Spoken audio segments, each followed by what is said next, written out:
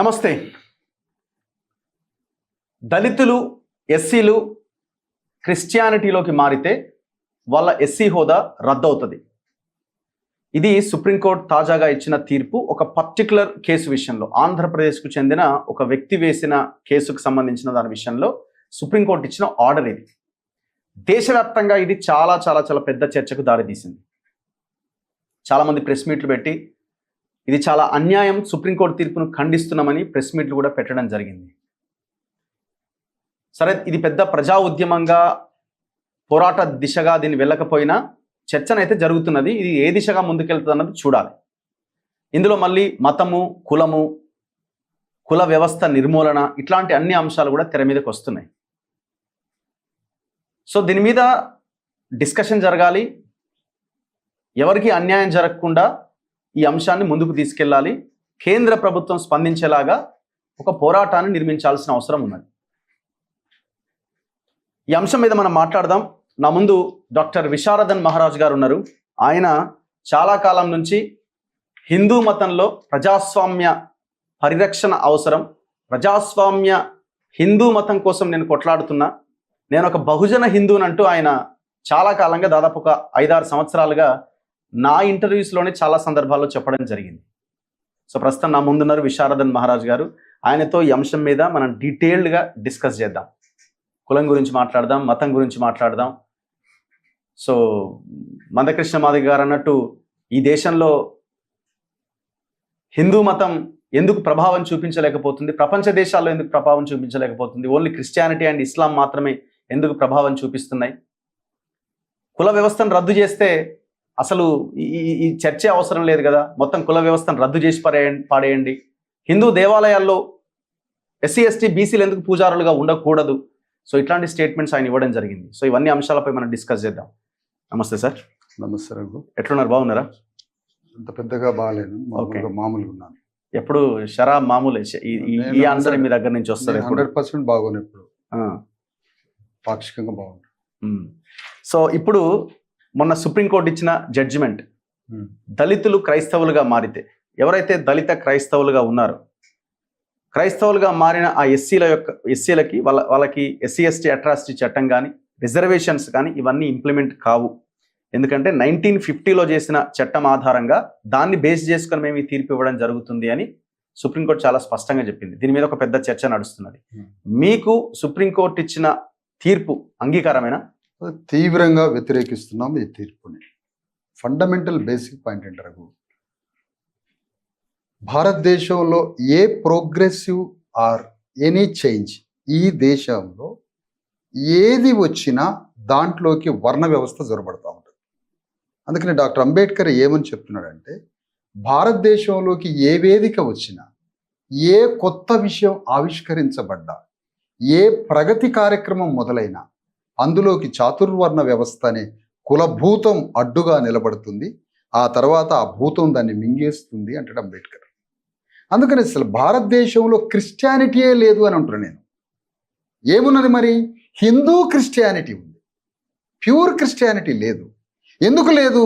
భారతదేశంలోకి వచ్చిన క్రిస్టియానిటీలోకి ఈ దేశ వర్ణ వ్యవస్థ, సవర్ణుల యొక్క ఆధిపత్యం క్రైస్తవ మతంలో కూడా చేరిపోయింది.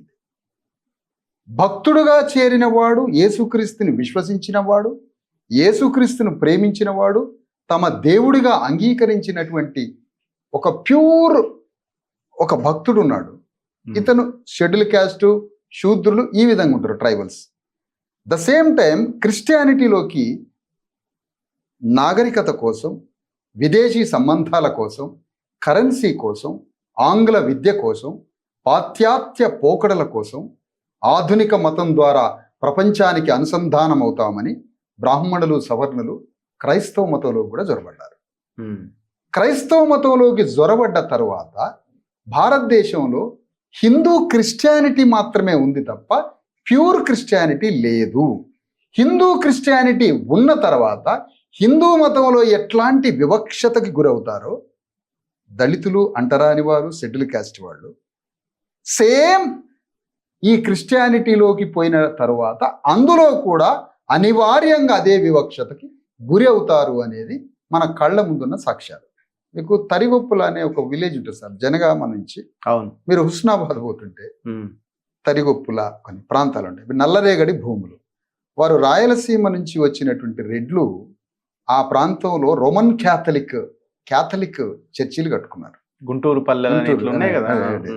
జార్జ్ రెడ్డి గారు ఇలా ఉంటారు, మోజెస్ రెడ్డి గారు ఇలా చర్చిలు కట్టుకుంటారు. వాళ్ళ చర్చిలలో లోపట రెడ్లు కూర్చుంటారు చర్చిల్లో, బయట చింపిరి బట్టలతో ఎక్కడెక్కడో నిలబడతారు క్రైస్తవులు. అంటే ఏ క్రైస్తవులు? అంటరాని క్రైస్తవులు, దళితులు, షెడ్యూల్ క్యాస్ట్ వాళ్ళు. అందుకని భారతదేశంలో మావోయిస్ట్ పార్టీ వచ్చినా చాతుర్వర్ణ మావోయిస్ట్ పార్టీగా అవతారం ఎత్తింది.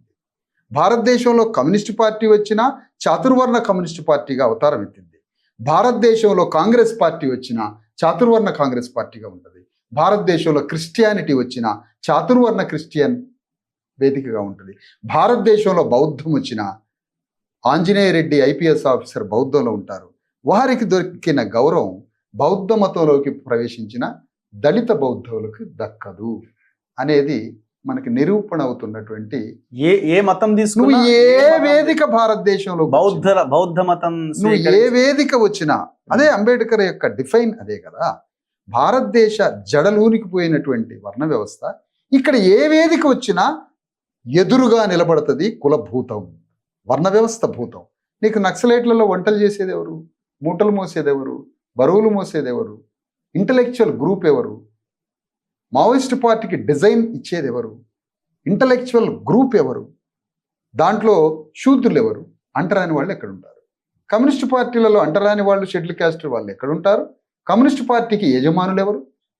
అట్లా భారతదేశంలో ఏ ప్రగతిశీల వేదిక వచ్చినా దాంట్లో వర్ణ వ్యవస్థ ఎంటర్ అయి అందులో సవర్ణులు యజమానులుగా ఉంటారు, శూద్రులు సేవకులుగా ఉంటారు, అంటరాని వాళ్ళు అసలు పౌరులుగా ఉండరు. అందులో సేమ్ క్రిస్టియానిటీలో కూడా ఎలాంటి హిందూ మతంలో నరకం అనుభవించి, ఎందుకు నరకం అనుభవించారు? హిందూ మతం ప్రజాస్వామ్యం. అంటున్నది క్రిస్టియానిటీ, హిందూ క్రిస్టియానిటీ. వేరే దేశాల్లో ఉన్నది ప్యూర్ క్రిస్టియానిటీ. ఇండియాకి వచ్చేసరికి అది హిందూ క్రిస్టియానిటీ. అంటే హిందూ మతంలో ఉన్న వర్ణ వ్యవస్థ క్రిస్టియానిటీలో కూడా ఎంటర్ అయినప్పుడు హిందూ మతంలో ఏ బాధలు పడ్డారో, ఏ వివక్షతకి గురయ్యారో, ఎవరి నుంచి బాధలు పడ్డారో, హిందూ మతం నుంచి క్రిస్టియానిటీలోకి పోయినా ఈ దేవుడు ఏదో రక్షకుడని పోయిన వారికి మళ్ళీ శరాఘాతమే మిగిలింది అందులో. ఎందుకంటే అక్కడ కూడా వీళ్ళే ఉన్నారు, అక్కడ కూడా ఇది. కాబట్టి ఇప్పుడు మీకు ఒకసారి ఇందిరాగాంధీ దగ్గరికి ఒక 500 మంది బిషప్లు వెళ్ళారు సార్. ఒకసారి ఆమె చనిపోకముందు బిషప్లు వెళ్ళి క్రిస్టియన్స్ కొన్ని సమస్యలు ఉన్నాయి, కాస్త మీరు ఆ సమస్యలు పరిష్కరిస్తారా అని ప్రధానమంత్రి ఇందిరాగాంధీని 450 మంది బిషప్లు అడిగారు. అప్పుడు ఇందిరాగాంధీ ఆమె వెస్టర్నైజ్డ్కి వచ్చి, వెస్టర్నైజ్డ్ కాన్స్టిట్యూషన్ యాంగిల్ పర్వాలేదు. ఎందుకంటే తనకు తెలుసు హిందూ సమాజంలో ఉన్న ఒక మహిళ ప్రధానమంత్రి పీఠం ఎక్కడానికి కాదు కదా, దేవాలయంలోకి ప్రవేశం లేదు, మా ముందు మహిళలకి ఎన్నెన్నో పరదాలు అడ్డుంటాయి, పరదాలని దాటి హిందూ దేవాలయంలో అడుగుపెట్టి అక్కడి నుండి ప్రధానమంత్రి పీఠం ఎక్కడానికి ఈ రాజ్యాంగం కారణమని ఒక నిర్వచనం ఇచ్చింది ఆవిడ.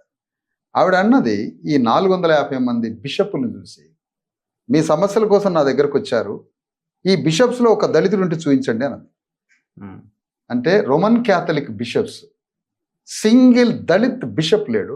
మారంపూడి జోజీ గారని ఒక దళిత్ బిషప్ వచ్చాడు 25 years back. Whole Indian 500 members bishops లో ఒక్క బిషప్ మాత్రమే దళిత్ బిషప్, ఆయన పేరే మారంపూడి జోజీ. ఆయన ఈ మధ్య మరణించారు. ఒకడే. తర్వాత ఏమైనా పెరిగితే ఈ మధ్య పెరగచ్చు. ఇది ఇందిరాగాంధీ చెప్పిన మాట, నా మాట మీ మాట కాదు. అందుకని భారతదేశంలో క్రైస్తవము ప్యూర్ క్రైస్తవం కాదు, అది హిందూ క్రైస్తవము. ఈ హిందూ క్రైస్తవంలో హిందూ మతంలో దళితులు ఎలాంటి వివక్షతకు గురయ్యారో, ఎలాంటి దోపిడీకి గురయ్యారో, అదే క్రైస్తవంలో కూడా అదే దోపిడీకి గురవుతున్నారు. కాబట్టి దళితులు, అంటరాని వారు, షెడ్యూల్ క్యాస్ట్ క్రైస్తవం స్వీకరించిన అది ఒక ఆలోచన, ఒక బిలీఫ్ సిస్టమ్, ఒక దేవుడులాగా భావించిన ఒక జీవన విధానానికి సంబంధించిన విషయం. అందులో పోంగని ఈయన సంఖ్యలు ఏమి తెగిపోలేదు, ఈయనకు పైనుంచి ఏమి రాలేదు, ఎలాంటి గౌరవాన్ని పొందలేదు. తరిగొప్పల రోమన్ క్యాథలిక్ చర్చిలో కమిషన్ వేయాలి ఇండియన్ గవర్నమెంట్ కమిషన్ వేయించినప్పుడు జనగామ నుంచి హుస్నాబాద్ పోయే రూట్లో నల్లరేగడి భూముల్లో రోమన్ క్యాథలిక్లు చర్చిలు కట్టుకున్నప్పుడు, బోధన్లో రాయలసీమ చర్చిలు కట్టుకున్న రెడ్ల దగ్గర కమ్మాసు మోజస్ చౌదరి గారి చర్చిలో కమ్మవారికి ప్రాధాన్యత ఉందా, రెడ్డి చర్చిలలో ప్రాధాన్యత ఉందా, అంటరాని దళితులకి చర్చి కమిటీలో మెంబర్స్గా ఉన్నారా, ఏ స్థాయి గౌరవం పొందుతున్నారో మనం మాట్లాడుకోవాలి ఈ విషయాన్ని. అందుకని భారత క్రైస్తవ మతం అంటే హిందూ క్రైస్తవ మతం. అది అంటే క్రైస్తవంలోకి వర్ణ వ్యవస్థ జొరబడి అందులో కూడా దళితుల్ని శూద్రుల్ని వివక్షతకి గురి చేస్తున్నారు. ఇండియన్ క్రిస్టియానిటీలో ఉన్న సవర్ణ ఆధిపత్యం క్రింద 1950లో ఇవన్నీ తెలియకనే 1950లో చట్టం చేయబడ్డదా? అంబేద్కర్ గురించి మీలాంటి వాళ్ళు మాలాంటి వాళ్ళం అందరం మాట్లాడే, మీరు ఇంకా చాలా గొప్పగా ఎక్స్ప్లెయిన్ చేస్తుంటారు భారత రాజ్యాంగం గురించి, అంబేద్కర్ గురించి. మీకు ఒక రకంగా ప్రతి సందర్భంలో ఆయన ఒక దేవుడిలాగా మీరు కొలుస్తూ ఉంటారు. సో కాబట్టి అట్లాంటి అంబేద్కర్ ఉన్నప్పుడే వచ్చినటువంటి చట్టం కదా ఇది. అంబేద్కర్ ఉన్నప్పుడు కదా సార్, చాలా మంది కొంతమంది అంబేద్కరే తెచ్చాడని కొందరు, అంబేద్కర్ ఉన్నప్పుడే వచ్చింది కదా. అంబేద్కర్ జీవితంలో వివక్ష ఒక్కటే ఎదుర్కోలే. అంబేద్కర్ని నిరంతరం బ్లాక్మెయిల్ చేశారు. నెహ్రూ గారి నాయకత్వంలో ప్రధానమంత్రి చాచా నెహ్రూ అనే వ్యక్తి అంబేద్కర్ని బ్లాక్మెయిల్ చేయడానికి 1950 ఆ ప్రాంతంలో ఒక ప్రెసిడెన్షియల్ ఆర్డర్ వచ్చింది. ఈ ఆర్డర్లో హిందూ మతాన్ని ఎవరైనా డిఫర్ అయితే, హిందూ మతాన్ని షెడ్యూల్ క్యాస్ట్కి సంబంధించిన వారు ఎవరైనా హిందూ మతంతో డిఫర్ అయి విభేదిస్తే ఆ విభేదించిన వ్యక్తి షెడ్యూల్ క్యాస్ట్ రిజర్వేషన్స్కి అనర్హుడు అనేది దాని సెంట్రిక్ సారాంశం. ఎంత డేంజరస్ మాట ఇది. ఎందుకు ఇచ్చాడు ఈ ప్రెసిడెన్షియల్ ఆర్డర్? అంబేద్కర్ యొక్క థాట్ ప్రాసెస్ని గమనిస్తూ ఉంది కేంద్ర ప్రభుత్వం ఆ రోజు. ఒకవేళ అంబేద్కర్ మొత్తం కోట్లాది మంది దళితుల్ని శూద్రుల్ని తీసుకొని మరేదో మతంలోకి పోతున్నటువంటి ప్రయాణాన్ని గమనించడం జరిగింది. ఆ థాట్ ప్రాసెస్ని చూసి అంబేద్కర్ని బెదిరించడానికి, భయపెట్టడానికి, లొంగ తీసుకోవడానికి ఆ ప్రెసిడెన్షియల్ ఆర్డర్ వచ్చిందనేది మా విశ్లేషణ 100%. అందుకని విభేదిస్తున్నావా నువ్వు హిందూ మతాన్ని? అయితే నీవు, నీ వర్గం, నీ ప్రజలు హిందూ మతం డిఫర్ అయితే నువ్వు ఎస్సీ కాదు. సారాంశం ఇక్కడ ఇది ప్రెసిడెన్షియల్ ఆర్డర్కి సంబంధించింది. ఆ ప్రెసిడెన్షియల్ యొక్క ఆర్డర్ యొక్క కొనసాగింపు మొన్న వచ్చినటువంటి సుప్రీంకోర్టు తీర్పుకి సంబంధించి. మధ్యలో అనేక కమిషన్స్ వచ్చినాయి. రంగనాథ్, బాలకృష్ణ వాళ్ళు ఏం చెప్తున్నారు, ఏం రిపోర్ట్ ఇచ్చారు, ఏం ఫైనల్ చేశారు, ఇంతవరకు కేంద్ర ప్రభుత్వం బయటికి తీయలేదు. దానికి చిత్తశుద్ధి లేదు. ఈరోజు మొత్తంగా భారతదేశంలో ఉన్నటువంటి షెడ్యూల్ క్యాస్ట్ క్రైస్తవులు ఎవరైతే ఉన్నారో, షెడ్యూల్ క్యాస్ట్ నుంచి అంటే ఎస్టీలకి వర్తించదు, బీసీలకి వర్తించదు, ఓసీలకి వర్తించదు, మహిళలకి వర్తించదు, ఎవరికి వర్తించినటువంటి ఈ పగ ప్రతీకారం, అంబేద్కర్ మీద బయలుదేరిన ఈ పగ మొన్న సుప్రీంకోర్టు జడ్జిమెంట్ దాకా సాగింది ప్రయాణం. సో దీని వెనకాల భయంకరమైన కుట్ర ఏమైనా దాగి ఉన్నదని 100% ఇక్కడ ఏంటంటే, ఇప్పుడు మొన్న వచ్చిన సుప్రీంకోర్టు డైరెక్షన్స్ కూడా అది ఆర్డర్ ఏమనుంటుంది అంటే, నువ్వు క్రిస్టియన్ అయినంత మాత్రాన కాదు అక్కడ రద్దు, నీ డిక్లరేషన్ కూడా అవసరం అక్కడ. నేను క్రిస్టియన్, నీ స్వీయ నిర్ధారణ కూడా అవసరం అక్కడ. నీ స్వీయ నిర్ధారణతో రిజర్వేషన్ ఎగిరిపోతుంది. నేను నిర్ధారించాలి, నిర్ధారిస్తే నీ రిజర్వేషన్ పోతుంది.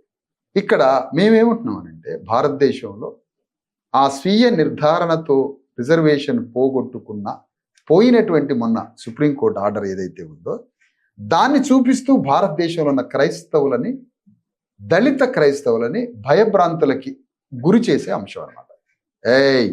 మీరు షెడ్యూల్ క్యాస్ట్ రిజర్వేషన్ని ఏమైనా లబ్ధి పొందుతున్నారా, లేకపోతే పొందే స్థితిలో ఉన్నారా?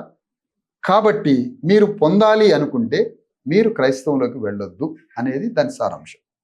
అయితే ఇక్కడ మనం అనేది ఏంటంటే, ఆనాడు అంబేద్కర్ని భయభ్రాంతులకు గురి చేసినట్టుగానే ఇప్పుడు వచ్చినటువంటి సుప్రీంకోర్టు ఆర్డర్ ఏదైతే ఉందో దానికి వ్యత్యాసం ఏం లేదు.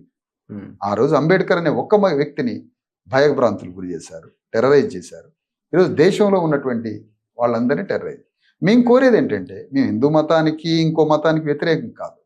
మేము చెప్పేది ఏంటంటే, ఈ సందర్భంగా కేంద్ర ప్రభుత్వానికి, భారత ప్రభుత్వానికి మేము చెప్పేది ఏంటంటే, భారత ప్రభుత్వం ఉద్దేశపూర్వకంగా దానికి నాయకత్వం ఇస్తున్నటువంటి ఇండియన్ గవర్నమెంట్కి నాయకత్వం ఇస్తున్న మోడీ, వాళ్ళకి బ్యాకింగ్ ఉండి వాక్యాన్ని ఇచ్చేది ఆర్ఎస్ఎస్.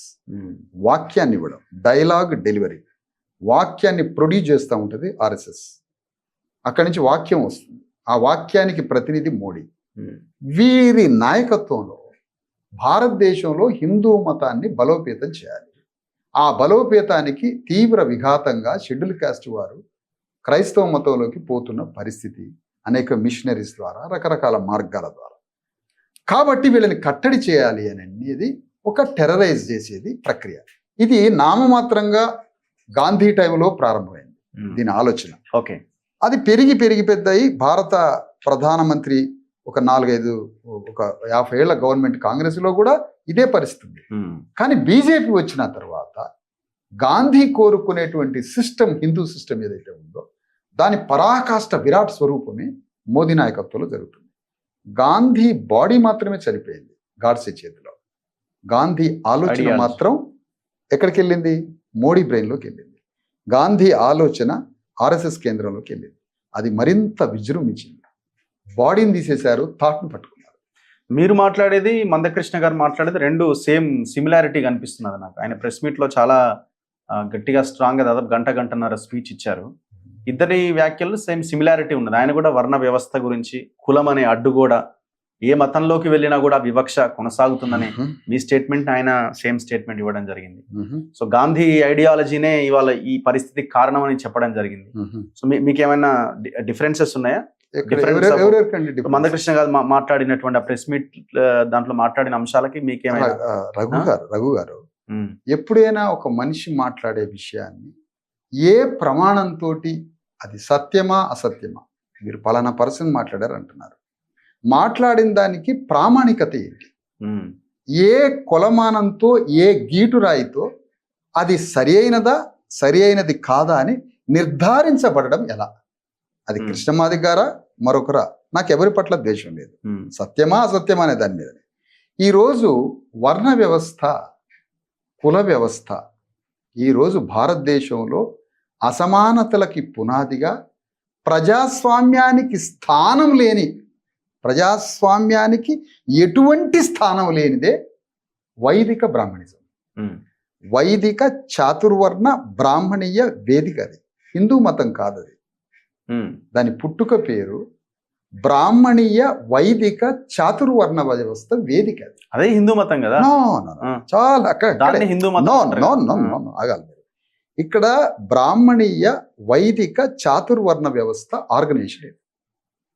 అది శతాబ్దాల తర్వాత, 2-3 వేల సంవత్సరాల తర్వాత ఒక బ్రాహ్మణ వేదిక్ బ్రాహ్మణ్ 4 దిక్కులని మూసేసుకొని ప్రపంచంలో ఏ కొత్త విషయాన్ని, ఏ ప్రగతిని తనలో ఇంక్లూజివ్నెస్ చేసుకోకుండా, తాను కాలిపోయినా, తాను ధ్వంసమైనా, తన మతంలో మహిళ ధ్వంసమైనా, సవర్ణులంతా ధ్వంసమైపోయి కాలి బూడిదైనా, అది కొత్త విషయానికి స్థానం లేకుండా బతికేదే మూర్ఖత్వ మౌఢ్యంతో కూడిన బ్రాహ్మణీయ వర్ణ వ్యవస్థకు సంబంధించిన వేదిక్ బ్రాహ్మణ్.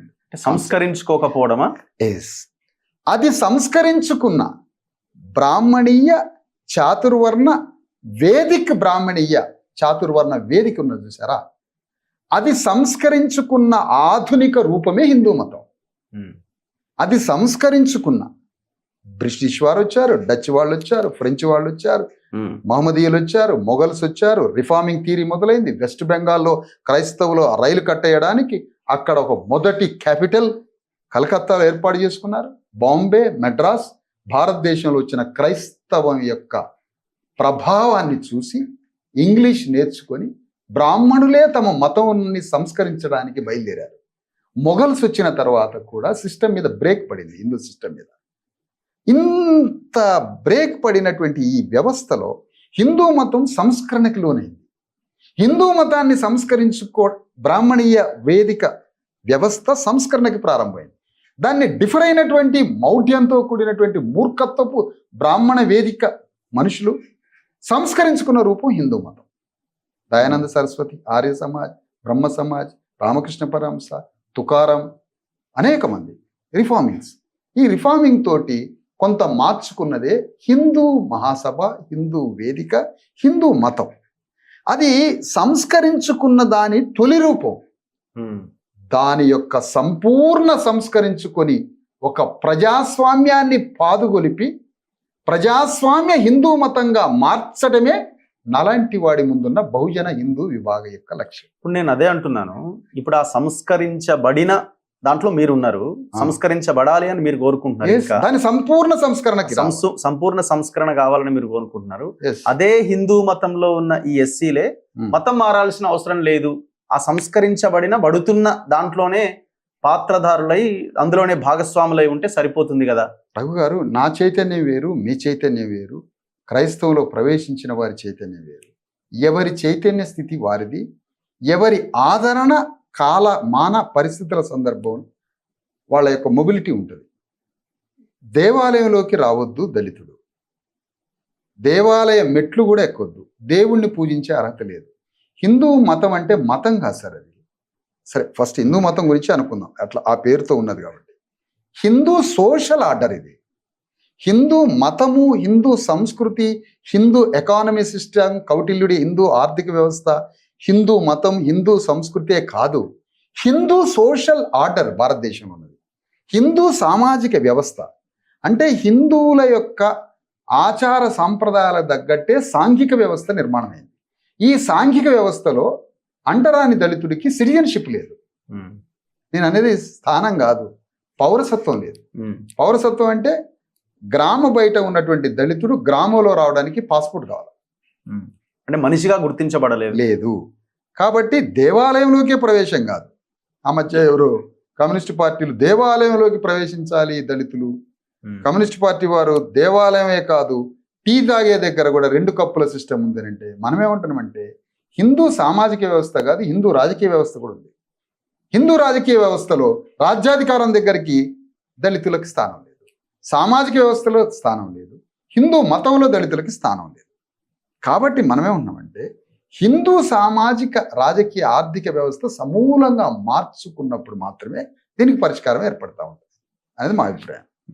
సో ఇక్కడ ఇంకొక ప్రధానమైన అంశం, మీరు ఇంతకుముందు అన్నారు, మీరు చాలా ఇంటర్వ్యూస్ లో మాట్లాడుతున్నారు ప్రజాస్వామ్య హిందూ మతం అన్న దాని గురించి నేను యాక్చువల్గా ప్రతిపాదన చేస్తున్నాను. మీరు అంటున్నారు బహుజన హిందూ విభాగ్ అనే దాన్ని కూడా మేము ఏర్పాటు చేయాలి అని అంటున్నారు. ఇప్పుడు హిందూ మతాన్ని చీల్చి బహుజన హిందూ మతంగా మీరు పెట్టబోతున్నారా?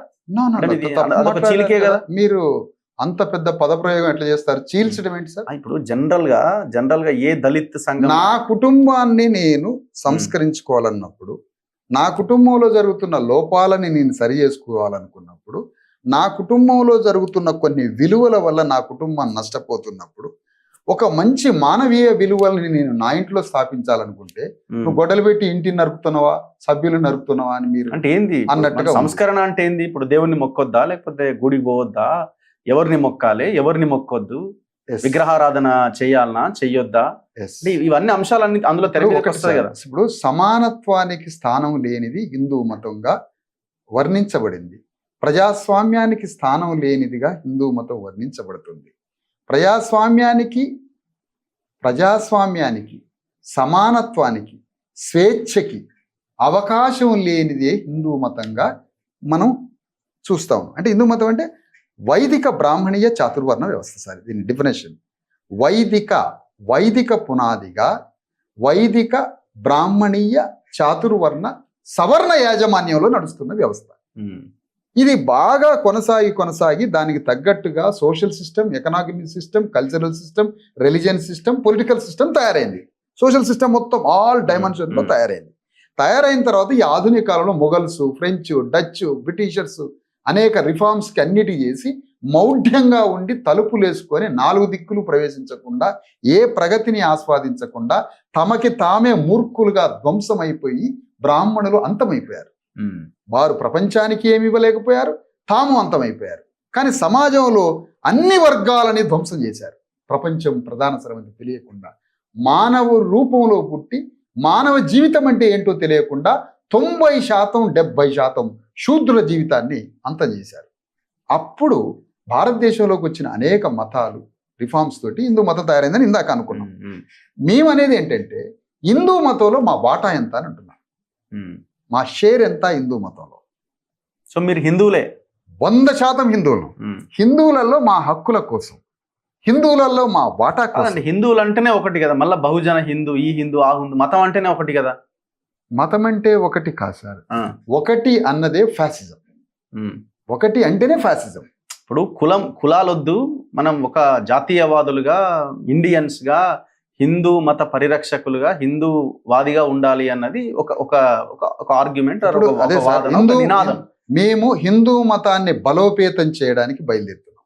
హిందూ మతాన్ని ప్రపంచంలో అత్యంత బలోపేతంగా హిందూ దేశం వైపు ఎవడు కన్నెత్తి చూడకుండా హిందూ మతాన్ని అతిపెద్ద శక్తిగా అవతరింపజేయడానికి, హిందూ మతంలో కులానికి స్థానం లేని, వర్ణానికి స్థానం లేని, హిందూ మతంలో వర్ణము, వర్గము, కులము, అంటరానితనము దేనికి స్థానం లేకుండా హిందూ మతం సమానత్వంతో, హిందూ మతం ప్రజాస్వామ్యంతో, హిందూ మతం స్వేచ్ఛతో, హిందూ మతంలో స్త్రీకి కూడా సర్వ అవకాశాలు ఉండే ఒక లింగ భేదం లేని, వర్గ భేదం లేని, కుల భేదం లేని, ఒక వర్ణ వ్యవస్థ లేనటువంటి ప్రజాస్వామ్య సమానత్వ స్వేచ్ఛ భావనలతో హిందూ మతాన్ని బలోపేతం చేసి నిర్మాణం చేయడానికి మేము ప్రతిపాదిస్తున్నాం.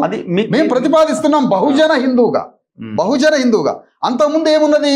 బ్రాహ్మణీయ వైదిక చాతుర్వర్ణ సవర్ణుల యాజమాన్యంలో, మేము అవర్ణులం, సవర్ణుల యాజమాన్యంలో జరిగింది. మేమేం కోరుతున్నాం? బ్రాహ్మణులకు కూడా హిందూ మతంలో, మేము కూడా, మహిళలకు కూడా అందరం సమానంగా బ్రతుకుదామని మేము అంటున్నాం సార్. ఇక్కడ మేము కోరేది అదే కదా. నేను దాదాపు మీ ముందే 7 సంవత్సరాలు చెప్తున్నాను. నేను ప్రజాస్వామ్య హిందూ మతాన్ని, నా ఇంట్లో ఎలకలు పడితే నేను ఎలకను తీసేయాలి తప్ప ఇల్లును దలుచుకోవట్లేదు. అందుకని నేనే ఉన్నానంటే హిందూ మతం నుంచి మేము వెళ్ళాం బయటికి. హిందూ మతం యొక్క నాయకత్వ స్థానం కావాలి మా ఆత్మగౌరవం కోసం. నేను గుడిని కట్టియాలి, గుడి బండలు చెక్కాలి. గుడిని కట్టాలి, చూడండి, అదే సార్, నేను 6 లక్షల దేవాలయాలు ఉన్నాయి భారతదేశంలో, పైన మినిమం 6 లక్షలు ఉన్నాయి. 6 లక్షల దేవాలయాలు మేము కట్టాలి, బండలు మోయాలి, గుండెలు పగలగొట్టుకొని వీపు మీద ఇంతింత బండలు పెట్టి ఏనుగులకి ఆహారం పెట్టాల్సి వస్తుంది. కాబట్టి ఏనుగులకేనా ఆహారం పెట్టాలి, కానీ మేము ఆహారం కూడా అడగం కదా. కాబట్టి ఇది ధర్మం అని భావిస్తాం కదా. మా వీపుల మీద బండలు మోసి 6 లక్షల దేవాలయాలు కట్టాము, కానీ దేవాలయంలో మాకు అడుగు పెట్టే అవకాశం లేదు. దేవాలయాల కింద వందల వేల లక్షల ఎకరాల భూమి ఉంది, అందులో పశువులాగా మేము పనిచేయాలి, అందులో ఒక గింజ మీద మాకు హక్కు లేదు. సమాజంలో గౌరవం లేదు. హిందూ మతం ద్వారా వస్తున్నటువంటి ఏ ప్రతిఫలంలో కూడా మాకు హక్కు లేదు. అది సవర్ణులు యజమానులుగా ఉన్నారు.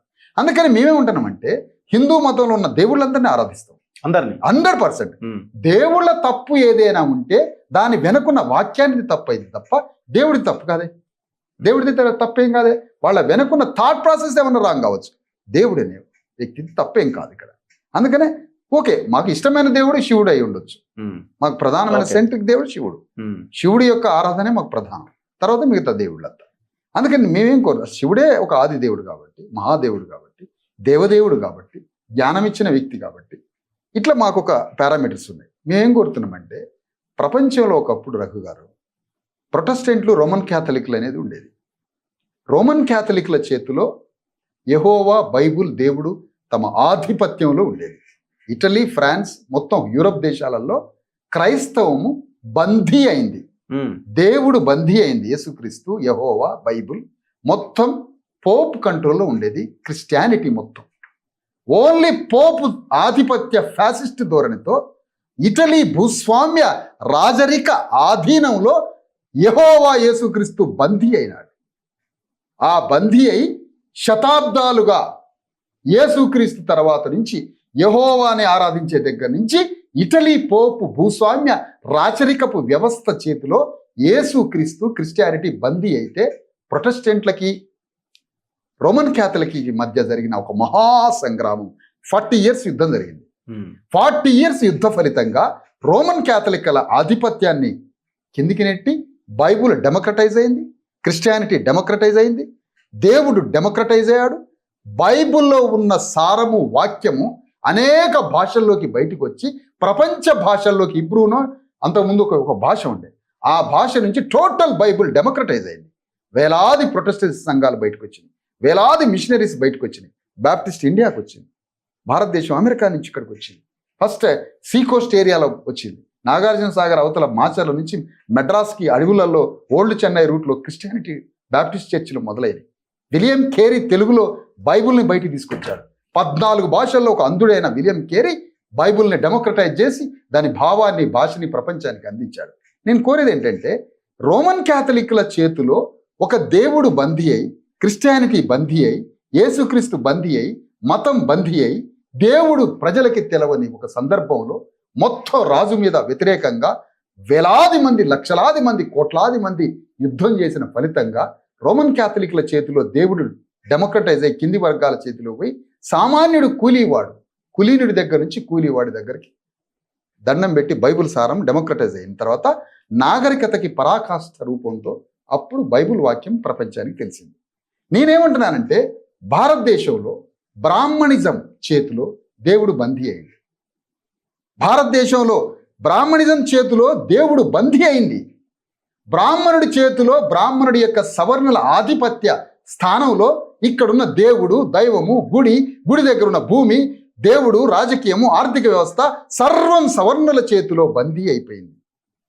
హిందూ మతంలో ఉన్న శూద్రులు, బానిసలు, శ్రామికులు గుడి కట్టించారు, గుడిలోకి ప్రవేశం లేదు. గుడి కట్టించారు, గర్భగుడిలోకి ప్రవేశం లేదు. గుడి కింద వేల లక్షల ఎకరాల మాన్యం భూములు ఉన్నాయి, ఒక గింజ మీద ఆధిపత్యం లేదు. హిందూ మతంలో మహిళలు పూర్తిగా అడగదొక్కపడి మహిళల యొక్క జీవితం విధ్వంసమైంది హిందూ మతం. ఎందుకని మేమేం కోరుతున్నామంటే బ్రాహ్మణీయ చాతుర్వర్ణ వ్యవస్థ, ప్రొటెస్టెంట్స్ టైప్ యుద్ధమా మీది? యుద్ధం కాదు, మేము అడుగుతున్నాం డెమోక్రాటిక్ వే. ఇది అంబేద్కర్ తన అనిహిలేషన్ ఆఫ్ క్యాస్ట్ లో మేము అన్నది ఏంటి, అంబేద్కర్ అన్న మాటనే తీసుకుంటున్నాం సార్. ఇక్కడ కొత్తది కాదు. అంబేద్కర్ అన్నది ఏంటంటే బ్రాహ్మణీయ వైదిక చాతుర్వర్ణ వ్యవస్థ ఉండే దాని సంస్కరణ రూపమే హిందూ మతం అని చెప్పాడు అంబేద్కర్. అంబేద్కర్ అన్న మాట సంస్కరించుకున్నది, దాని యొక్క రూపం మార్చుకున్నది, తన గుణాన్ని కూడా కొంతవరకు మార్చుకుంటుంటే ఈ మౌఢ్యంతో కూడిన బ్రాహ్మణులు హిందూ మతాన్ని వ్యతిరేకించారు. హిందూ మతాన్ని ఎవరు వ్యతిరేకించారు?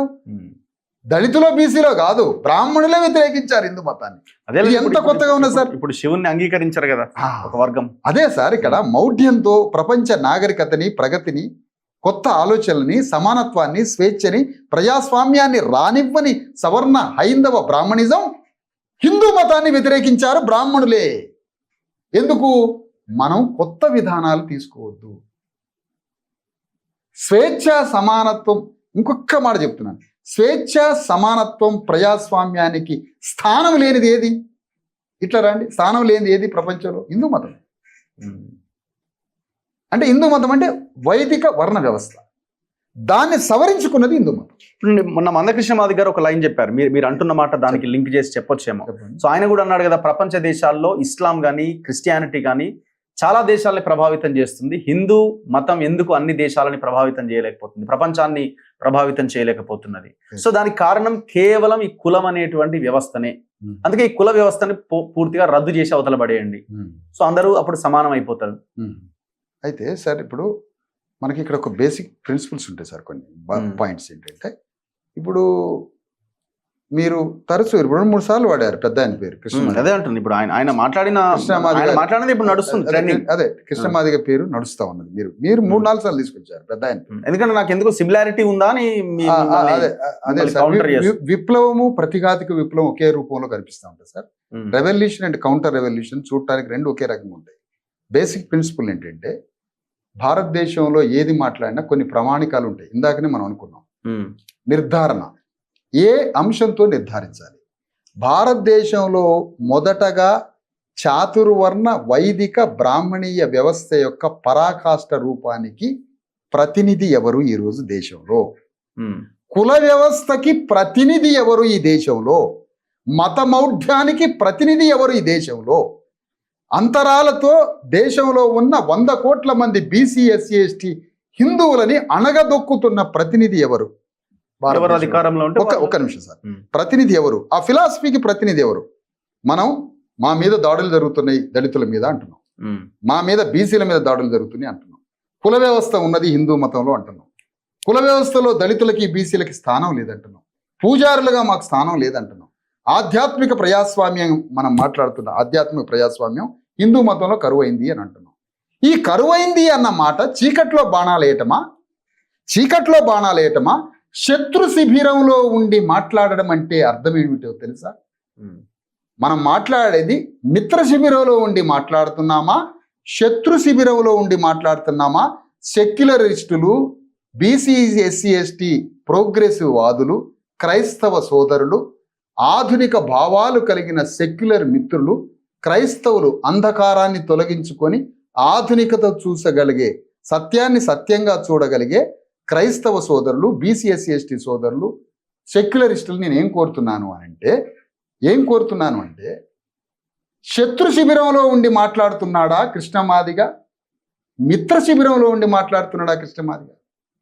శత్రు శిబిరంలోనే ఉండి మాట్లాడితే కృష్ణమాదిగా ఆ శత్రు శిబిరం బలోపేతమవుతుంది. మిత్రుల శిబిరంలో ఉండి మాట్లాడితే, హిందూ మతంలో బాధిత వర్గం వైపు ఉండి మాట్లాడితే, బాధిత వర్గ శిబిరంలో ఉండి మాట్లాడితే అప్పుడు మనం బలోపేతమవుతాం. ఇప్పుడు నా పాయింట్ పట్టుకో. మీరు అంటున్న కృష్ణమాదిగని ఒకటే క్వశ్చన్ చేస్తున్నా ఇక్కడ.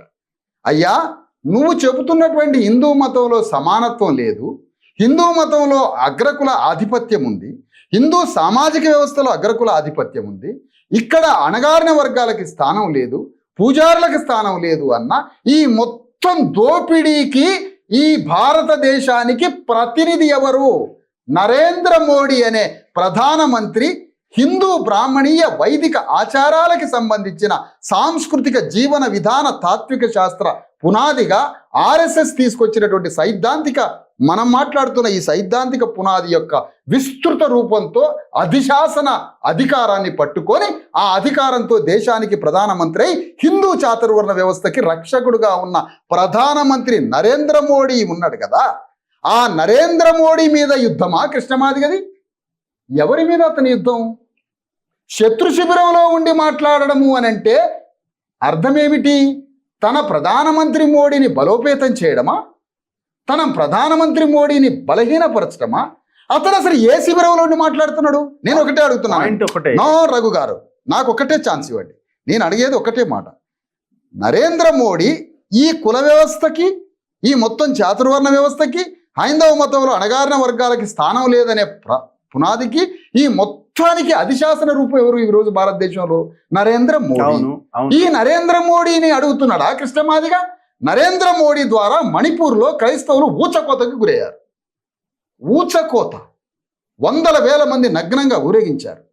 మణిపూర్లో ప్రజాస్వామ్యం అంతమైపోయి కాలిపోయి క్రైస్తవులు బూడిదలో కాలిపోయినప్పుడు ఈ కృష్ణమాదిగా మణిపూర్ సంఘటన పట్ల ఏం మాట్లాడారు? ఎక్కడున్నారు? ఈ మొత్తం సుప్రీంకోర్టు జడ్జిమెంట్కి ఎవరిచ్చారు? అది నరేంద్ర మోడీ. వర్గీకరణ సుప్రీంకోర్టులో జడ్జిమెంట్ వచ్చినప్పుడు, సుప్రీంకోర్టులో వర్గీకరణ జడ్జిమెంట్ వచ్చినప్పుడే దాని వెనక మోడీ ఉంటాడు. మరి మొన్న క్రైస్తవ వ్యతిరేకంగా వచ్చినటువంటి జడ్జిమెంట్ వెనక మోడీ లేడా? ఆర్ఎస్ఎస్ లేదా? బీజేపీ లేదా? ఇప్పుడు ఆ తీర్పును ఖండించడం అంటే మోదీని విమర్శించినట్టుగా మీకు అనిపిస్తలేదా? ఎట్లా కాదు? 100%. మీరు అంటున్నారు దాని వెనకాల మోడీనే ఉన్నది, కేంద్రమే ఉన్నది అని మీరు అనుకున్నప్పుడు, సో ఇప్పుడు ఆ తీర్పుని పూర్తిగా ఖండించింది చాలా అన్యాయము చెప్పినప్పుడు దాదాపు గంట సేపు ఆయన మాట్లాడినప్పుడు, తీర్పుని ఖండించే బదులు తీర్పు వెనుకున్న శక్తిని ఖండించాలి కదా. తీర్పు లింకే కదా తీర్పు. మరి వర్గీకరణ వెనుకున్న మోడీని అభినందించినప్పుడు, వర్గీకరణ వెనుక ఉన్న మోడీని అభినందించినప్పుడు ఈ తీర్పు వెనుకున్నటువంటి మోడీని ఎందుకు విమర్శించట్లే? నా పాయింట్ మీరు ఎందుకు పట్టుకోవట్లేదు? మీరు అడిగిన దాన్ని నేను అడుగుతున్నా. ఈ తీర్పు వెనుక మోడీ ఉన్నప్పుడు మోడీని ఖండించాలి కదా, అక్కడ మోడీని అభినందించినప్పుడు. క్రైస్తవ సోదరులారా, సత్యాన్ని సత్యంగా చూడండి, అసత్యాన్ని అసత్యంగా చూడండి. ఇప్పటి వరకు మీలో పోరాట పటిమ లేకుండా బానిసలైపోయారు. యుద్ధం లేదు. యూరప్ సమాజంలో క్రైస్తవులది మహాయుద్ధం జరిగింది. విప్లవాలన్నీ యూరప్లో వచ్చినాయి క్రైస్తవుల నాయకత్వం. ఈవెన్ అమెరికన్ ప్రెసిడెంట్ కూడా లాడెన్ మీద యుద్ధం చేసేటప్పుడు ప్రే చేసిండు. వారు ఒకవైపు, ప్రేయర్ ఒకవైపు. నాగాలాండ్ భూమి కోసం పోరాటం చేసేవాడు క్రాస్ వేసి, సిల్వర్ క్రాస్ వేసి యుద్ధం చేశారు. ఇప్పటికైనా క్రైస్తవులు సత్యాన్ని తెలుసుకోండి. కృష్ణమాదిగ అనేటువంటి వ్యక్తి, ఆయన పట్ల నాకు ఎలాంటి భావం లేదు. నాకు ఇంకొక నిమిషం, మీరు అంటున్న క్వశ్చన్ కి ఒక కౌంటర్ ఏంటి అంటే, ఆయన వర్గీకరణ ఇక్కడ రేవంత్ రెడ్డి కాంగ్రెస్ గవర్నమెంట్ ఇక్కడ చేసిన తర్వాత కూడా ఆయన ప్రెస్ మీట్ పెట్టి ఇది కాదు, ఇది సరైనది కాదని వ్యతిరేకించిన సందర్భం ఉంది కదా. ఏది వ్యతిరేకించి? మోదీనే మొత్తం చేసిందని చప్పట్లు కొట్టి సైలెంట్ ఊరుకోవచ్చు. ఏమో సెంట్రల్ కేంద్ర ప్రభుత్వం అక్కడి నుంచి సుప్రీంకోర్టు నుంచి ఒక డైరెక్షన్ వచ్చింది. దాన్ని ఎగ్జాక్ట్లీ అమలు చేసే దాంట్లో క్లాసిఫికేషన్ డిస్ట్రిబ్యూషన్ లో వాటా అనే నెపమో పాయింటో తీసుకున్నాడు ఇతను. డిస్ట్రిబ్యూషన్, షేరింగ్ డిస్ట్రిబ్యూషన్ లో తేడా అనేది కృష్ణమాది తీసుకున్న సబ్జెక్టు. అది అట్లా ఉంచితే ఇక్కడ కేంద్రానికి వచ్చినప్పుడు క్రైస్తవ సోదరుల విషయంలో కానీ, అణగారిన వర్గాల విషయంలో కానీ, మణిపూర్ సంఘటనలో కానీ అప్రజాస్వామికమైనటువంటి కాల్పుల విషయంలో కానీ భారతదేశంలో ఇంత దుశ్చర్య కేంద్ర ప్రభుత్వం నుంచి జరుగుతున్నప్పుడు హైందవ సమాజం యొక్క సంస్కరణ కోరుకున్నటువంటి కృష్ణమాదిగ ఈ హైందవ ఆధిపత్య ఫాసిస్ట్ నేచర్కి ప్రతినిధి ఎవరు? నరేంద్ర మోడీ. భారతదేశంలో ఇప్పుడు నరేంద్ర మోడీ భారతదేశంలో మొత్తం పూజారులు మా అణగారిన వర్గాలు ఉండొద్దా అంటే ఎవరిని అడగాలి? మోడీకి చిన్న తమ్ముడు ఎవరు? నేను అభినందిస్తున్న పెద్ద ఆయన కృష్ణమాదిగని. ఎందుకు? ప్రధానమంత్రి మోడీకి ఒక తమ్ముడు లాగా పక్కన ఉన్నట ఎదిగాడు కదా. ఎంత ఎంత ఎంత ఎదగడం అది. ఒక ప్రధానమంత్రి నరేంద్ర మోడీ నా చిన్న తమ్ముడు అని కృష్ణమాదిగని దగ్గర తీసుకున్నాడంటే ఇప్పుడు కృష్ణమాదిగ ఎవరిని అడగాలి? భారతదేశంలో క్రైస్తవుల మీద జరుగుతున్న దాడులకి నరేంద్ర మోడీ దగ్గరికి కృష్ణమాదిగ పోయి, నరేంద్ర మోడీ గారు, అన్నయ్య నువ్వు దళితుల మీద క్రైస్తవుల మీద దాడులు లేకుండా వాళ్ళకి అర్జెంటుగా కేంద్ర ప్రభుత్వం నుంచి అవసరమైతే పార్లమెంటులో ప్రత్యేక బిల్లుని దళిత క్రైస్తవులకి రిజర్వేషన్ సదుపాయాన్ని కల్పిస్తూ పార్లమెంటులో ఒక బిల్లు పెట్టి ఒక చట్టాన్ని తీసుకొచ్చే బాధ్యత కృష్ణమాదిగ తన అన్నయ్య నరేంద్ర మోడీతో ఒప్పించాలి. భారతదేశంలో 6 లక్షల దేవాలయాల్లో వైష్ణవ బ్రాహ్మణులు పూజారులు ఉంటే వాళ్ళని తొలగించి ఆ స్థానంలో బీసీ ఎస్సీ ఎస్టీ పూజారులను పెట్టమని కృష్ణమాదిగ నరేంద్ర మోడీని అడగాలి. అడిగింది కదా నిన్న మొన్న ప్రెస్ మీట్ లో లాస్ట్ లో అడిగింది కదా, హిందూ దేవాలయాల్లో ఓన్లీ ఎందుకు బ్రాహ్మణులే పూజారులుగా ఉండాలి, అందరూ పూజారులుగా ఎందుకు ఉండకూడదు? ఎవరిని అడుగుతున్నారు? ఈ రోజు సాంస్కృతిక హైందవ జీవన విధానంలో వచ్చినటువంటి లోటుపాట్లు ఏమైనా ఉంటే ఆ లోటుపాట్లు మొత్తం వివక్షకి ఈరోజు ప్రధానమంత్రి నరేంద్ర మోడీ కదా. ఉత్తర భారతదేశంలో అణగారిన వర్గాల మీద దాడులు జరుగుతున్నాయి కదా. ఆ దాడుల్ని అరికట్టడంలో కానీ, దళిత క్రైస్తవులని రక్షించే విషయంలో కానీ, దళితుల మీద జరుగుతున్న దాడుల విషయంలో కానీ, భారతదేశంలో 100, 110, 120 కోట్ల మంది బీసీ ఎస్సీ ఎస్టీల పట్ల జరుగుతున్న వివక్షతకు కానీ ఇది రూపుమాపించే బాధ్యత ఈ దేశ యజమానిగా ఉన్నటువంటి ప్రధానమంత్రి తండ్రి లాంటి మీ అన్నయ్య లాంటి నరేంద్ర మోడీని అడగాలి. కానీ 100 సంవత్సరాల క్రితం గాంధీని అడుగుతున్నాడు తప్ప 100 సంవత్సరాల క్రితం 100 ఏళ్ల క్రితం గాంధీ తీసుకొచ్చిన వివక్షతను అడుగుతున్నది తప్ప కృష్ణమాదిగ ప్రస్తుతం ఉన్నటువంటి నరేంద్ర మోడీని కృష్ణమాదిగ ఎందుకు బాధ్యుని చేయట్లేదు ఈ వివక్షత మొత్తానికి? ఒక పేరు చెప్తే సరిపోతుందా నరేంద్ర మోదీ అని? బాధ్యుని చెప్పి అతన్ని దోషిగా పోర్ట్రేట్ చేసి ఆ దోషి మీద యుద్ధం చేయడానికి కృష్ణమాదిగ బయలుదేరుతాడా? కలిసి ప్రయాణం చేద్దామని మా కృష్ణ అన్నయ్యతోటి పెద్ద ఆయనతో కృష్ణ గారితోటి నేను కృష్ణ గారు ఇద్దరం కలిసి ఈ హైందవ మతానికి ప్రతినిధిగా ఉన్న కిషన్ రెడ్డి గారు, నరేంద్ర మోడీ గారు, ఇప్పుడు యాదవులు బావలే కరెక్టే వరుసలో, మరి యాదవ్ను ఓడించి అంజన్ కుమార్ యాదవ్ను ఓడించి కిషన్ రెడ్డి బీజేపీని గెలిపించారు కదా. బావను ఓడగొట్టలే, తప్పు కదా. భావన ఓడించాడు కదా, గొల్ల భామ. ఎవరండి? ఆయనకేం సంబంధం? ఏంటది? భావన గెలిపించాడంటే ఆయనకేం సంబంధం? మందకృష్ణ గారికి ఏం సంబంధం అంటున్నా. కృష్ణమాదిగ గారికి ఏం సంబంధం? కిషన్ రెడ్డి గారిని గెలిపించడానికి ఏం సంబంధం? కిషన్ రెడ్డి గారిని ప్రకటించిండు అప్పుడు, గెలిపించండి కిషన్ రెడ్డి గారిని. గత 25 ఏళ్ల నుంచి కిషన్ రెడ్డిని గెలిపిస్తూ వస్తున్నాడు కృష్ణమాదిగ. భావన ఓడిస్తా ఉన్నాడు. దీన్ని కూడా చెప్పాలి కదా మీరు. పాయింట్ ఇప్పుడు నా పాయింట్ ఒక పాయింట్. ఇప్పుడు ఆయన హిందూ దేవాలయాల్లో పూజారులు కేవలం బ్రాహ్మణులు ఎందుకు ఉండాలి అని పాయింట్ రేజ్ చేసిందంటే ఆయన ఆర్ఎస్ఎస్ ని కార్నర్ చేసినట్టే, హిందూ మతం మీరు అంటున్న చాతుర్వర్ణ వైదిక్ ఆర్ సంథింగ్ దాన్ని కార్నర్ చేసినట్టే, బీజేపీని కూడా కార్నర్ చేసినట్టే కదా. మనం ఐడియాలజీ బేస్ లో ఎందుకు అదే సార్, పర్సన్ పేరు చెప్పలేదు. ఏంటంటే సార్, ఎప్పుడైనా సౌత్ ఇండియన్ రెవల్యూషన్ ఎట్లా ఉంటుందంటే, ఒక భావం ప్రచారం అయినప్పుడు, ఒక భావజాలం బయటికి విడుదలైనప్పుడు భావజాలానికి భావజాలం మాట్లాడటం పరిష్కారం కాదు. భావజాలాన్ని విడుదల చేస్తున్న ప్రతినిధుల మీద యుద్ధం ప్రకటించడం పరిష్కారం. ఆ యుద్ధంలో విజయవంతమా పరాజయం తర్వాత విషయం. వారు డిక్లేర్ చేయటం పోరాటం, వారు బిన్స్ పోరాటం. నేను కృష్ణమాదిగ అన్నయ్యని ఏం కోరుతున్నానంటే, పెద్ద ఆయన ఏం కోరుతున్నానంటే, కృష్ణ నాకన్నా 10 ఏళ్ళు పెద్దవాడు, 10-11 ఏళ్ళు. కృష్ణమాదిగని ఏం కోరుతున్నానంటే అన్నయ్యతో కలిసి పనిచేద్దామని, నేను కలిసి పనిచేద్దామని. ఓకే. ఎందుకంటే కృష్ణమాదిగ నరేంద్ర మోడీకి నా చిన్న తమ్ముడు అని దగ్గరికి తీసుకున్నాడు. నేను రఘు గారు, మీరు పాయింట్ ఏంటండి, నేను కొమెర బాధితుల విషయంలో పోరాటం చేస్తున్నాను. పోరాటం చేస్తున్న దగ్గరికి మొదటిసారిగా రామచంద్రం గారు బీజేపీ పార్టీ రాష్ట్ర అధ్యక్షులు అక్కడికి వచ్చారు. వారితోటి నేను 45 మినిట్స్ మాట్లాడాను. రఘు గారు వారిని ఏమన్నానంటే, అయ్యా మీ హిందూ మతంలో చాకలి వాళ్ళకి స్థానం ఉందా? మీ హిందూ మతంలో గుడిలో చాకలి వాళ్ళకి స్థానం ఉందా? మంగలి వాళ్ళకి స్థానం ఉందా? మాలామాదిగలకు స్థానం ఉందా? యాదవులకు స్థానం ఉందా? ముదిరాజులకు స్థానం ఉందా? సమస్త బీసీ ఎస్సీ ఎస్టీలకి హిందూ దేవాలయాల్లో, హిందూ ఆర్థిక వ్యవస్థలో, హిందూ రాజకీయ వ్యవస్థలో, హిందూ సామాజిక వ్యవస్థలో బీసీ ఎస్సీ ఎస్టీలకి స్థానం ఉందా లేదా అని నేను రామచంద్రరావు గారిని అడిగాను. మీ దాంట్లో స్థానం ఉందా అని నేను అడిగాను. అడిగినప్పుడు సరే ఆయన సమాధానం ఎట్లున్నదో పక్కన పెడదాం. నేను రామచంద్రరావు గారిని ఒకే ఒక్కసారి కలిసి అక్కడ జరిగిన కొమెర పోరాటంలో వారు వచ్చినప్పుడు, ఆ విషయంలో వచ్చినప్పుడు నీ మతంలో, నీ రాజకీయ వ్యవస్థలో, నీ అధికారంలో, నీ పార్టీలో, హైందవ సిద్ధాంత పునాదిగా ఏర్పడ్డటువంటి మీ పార్టీలో మాకు స్థానం ఉందా లేదా అని నేను అడిగినప్పుడు, కృష్ణమాదిగ అన్నయ్య ప్రధానమంత్రి నరేంద్ర మోడీని 100 సార్లు కలిసినప్పుడు, నరేంద్ర మోడీ వర్గీకరణ విషయం ఒకటే కాదు, భారతదేశంలో ఉన్న పేద ప్రజల్ని, అణగారిన వర్గాల్ని చల్లగా చూస్తున్నాడు అని నరేంద్ర మోడీని అభినందించినప్పుడు, అదే నరేంద్ర మోడీ దగ్గర కృష్ణమాదిగ మా బీసీ ఎస్సీ ఎస్టీల వాటా ఎంత మీ హిందూ రాజ్యంలో, మా బీసీ ఎస్సీ ఎస్టీల పూజారులలో మా వాటా ఎంత ఈ హిందూ రాజ్యంలో అని మోడీని మాట్లాడి, మోడీతో పోరాడి, మోడీతో ఒప్పించి, మోడీ తీసుకొచ్చిన హైందవ భారత రాజ్యంలో, శ్రీరామ హైందవ రాజ్యంలో, మోడీ నాయకత్వ ప్రధానమంత్రి నాయకత్వంలో నడుస్తున్న భారతదేశంలో 6 లక్షల దేవాలయాల్లో, భారతదేశ హైందవ సామాజిక వ్యవస్థలో, భారతదేశ రాజకీయ వ్యవస్థలో మా బీసీ ఎస్సీ ఎస్టీల పాత్ర ఎంత అని ఆ వాటాని కృష్ణమాదిగ నరేంద్ర మోడీతో, ఆర్ఎస్ఎస్తో పోరాటం చేసి అక్కడ ఈ అణగారిన వర్గాలకి స్థానం సంపాదించే పోరాటం చేస్తే, కృష్ణమాదిగ అన్నయ్యతో కలిసి పోరాటం చేయడానికి నేను 1,00,000 మంది బీసీఎస్ చేస్తారేమో, నేను 1,00,000 మంది బీసీఎస్సీ ఎస్టీ నా సైన్యాన్ని తీసుకొని పోయి అన్నయ్యకి అందిద్దాం అనుకుంటున్నాను. చేస్తారేమో. ప్రెస్ మీట్ తో మీరు మధ్యవర్తిగా, నేనేమంటానంటే మీరు మధ్యవర్తిగా ఉండి, కృష్ణమాదిగ అన్నయ్య మన ప్రెస్ మీట్ లో నరేంద్ర మోడీని అంటే ఆయన నాకు అర్థం కాలేదు, ఎందుకంటే అన్నయ్య ఎదుగుతుంది నేను కోరుకుంటా, అందులో ఎలాంటి ఇబ్బంది లేదు. ఇక్కడ నేనేమన్నా అంటే నరేంద్ర మోడీ గారికి చిన్న తమ్ముడు చేసే పోరాటంలో నేను 1,00,000 మంది బీసీ ఎస్సీ ఎస్టీ కార్యకర్తలే సార్, ప్రజలు కాదు, కార్యకర్తలు నేను సంపాదించుకున్నది రాష్ట్రంలో మీ అందరికీ తెలుసు, ప్రత్యక్షంగా ఎన్నో సభలకు మీరు వచ్చారు. నా సైన్యాన్ని తీసుకొని అన్నయ్యకి అందిస్తాను.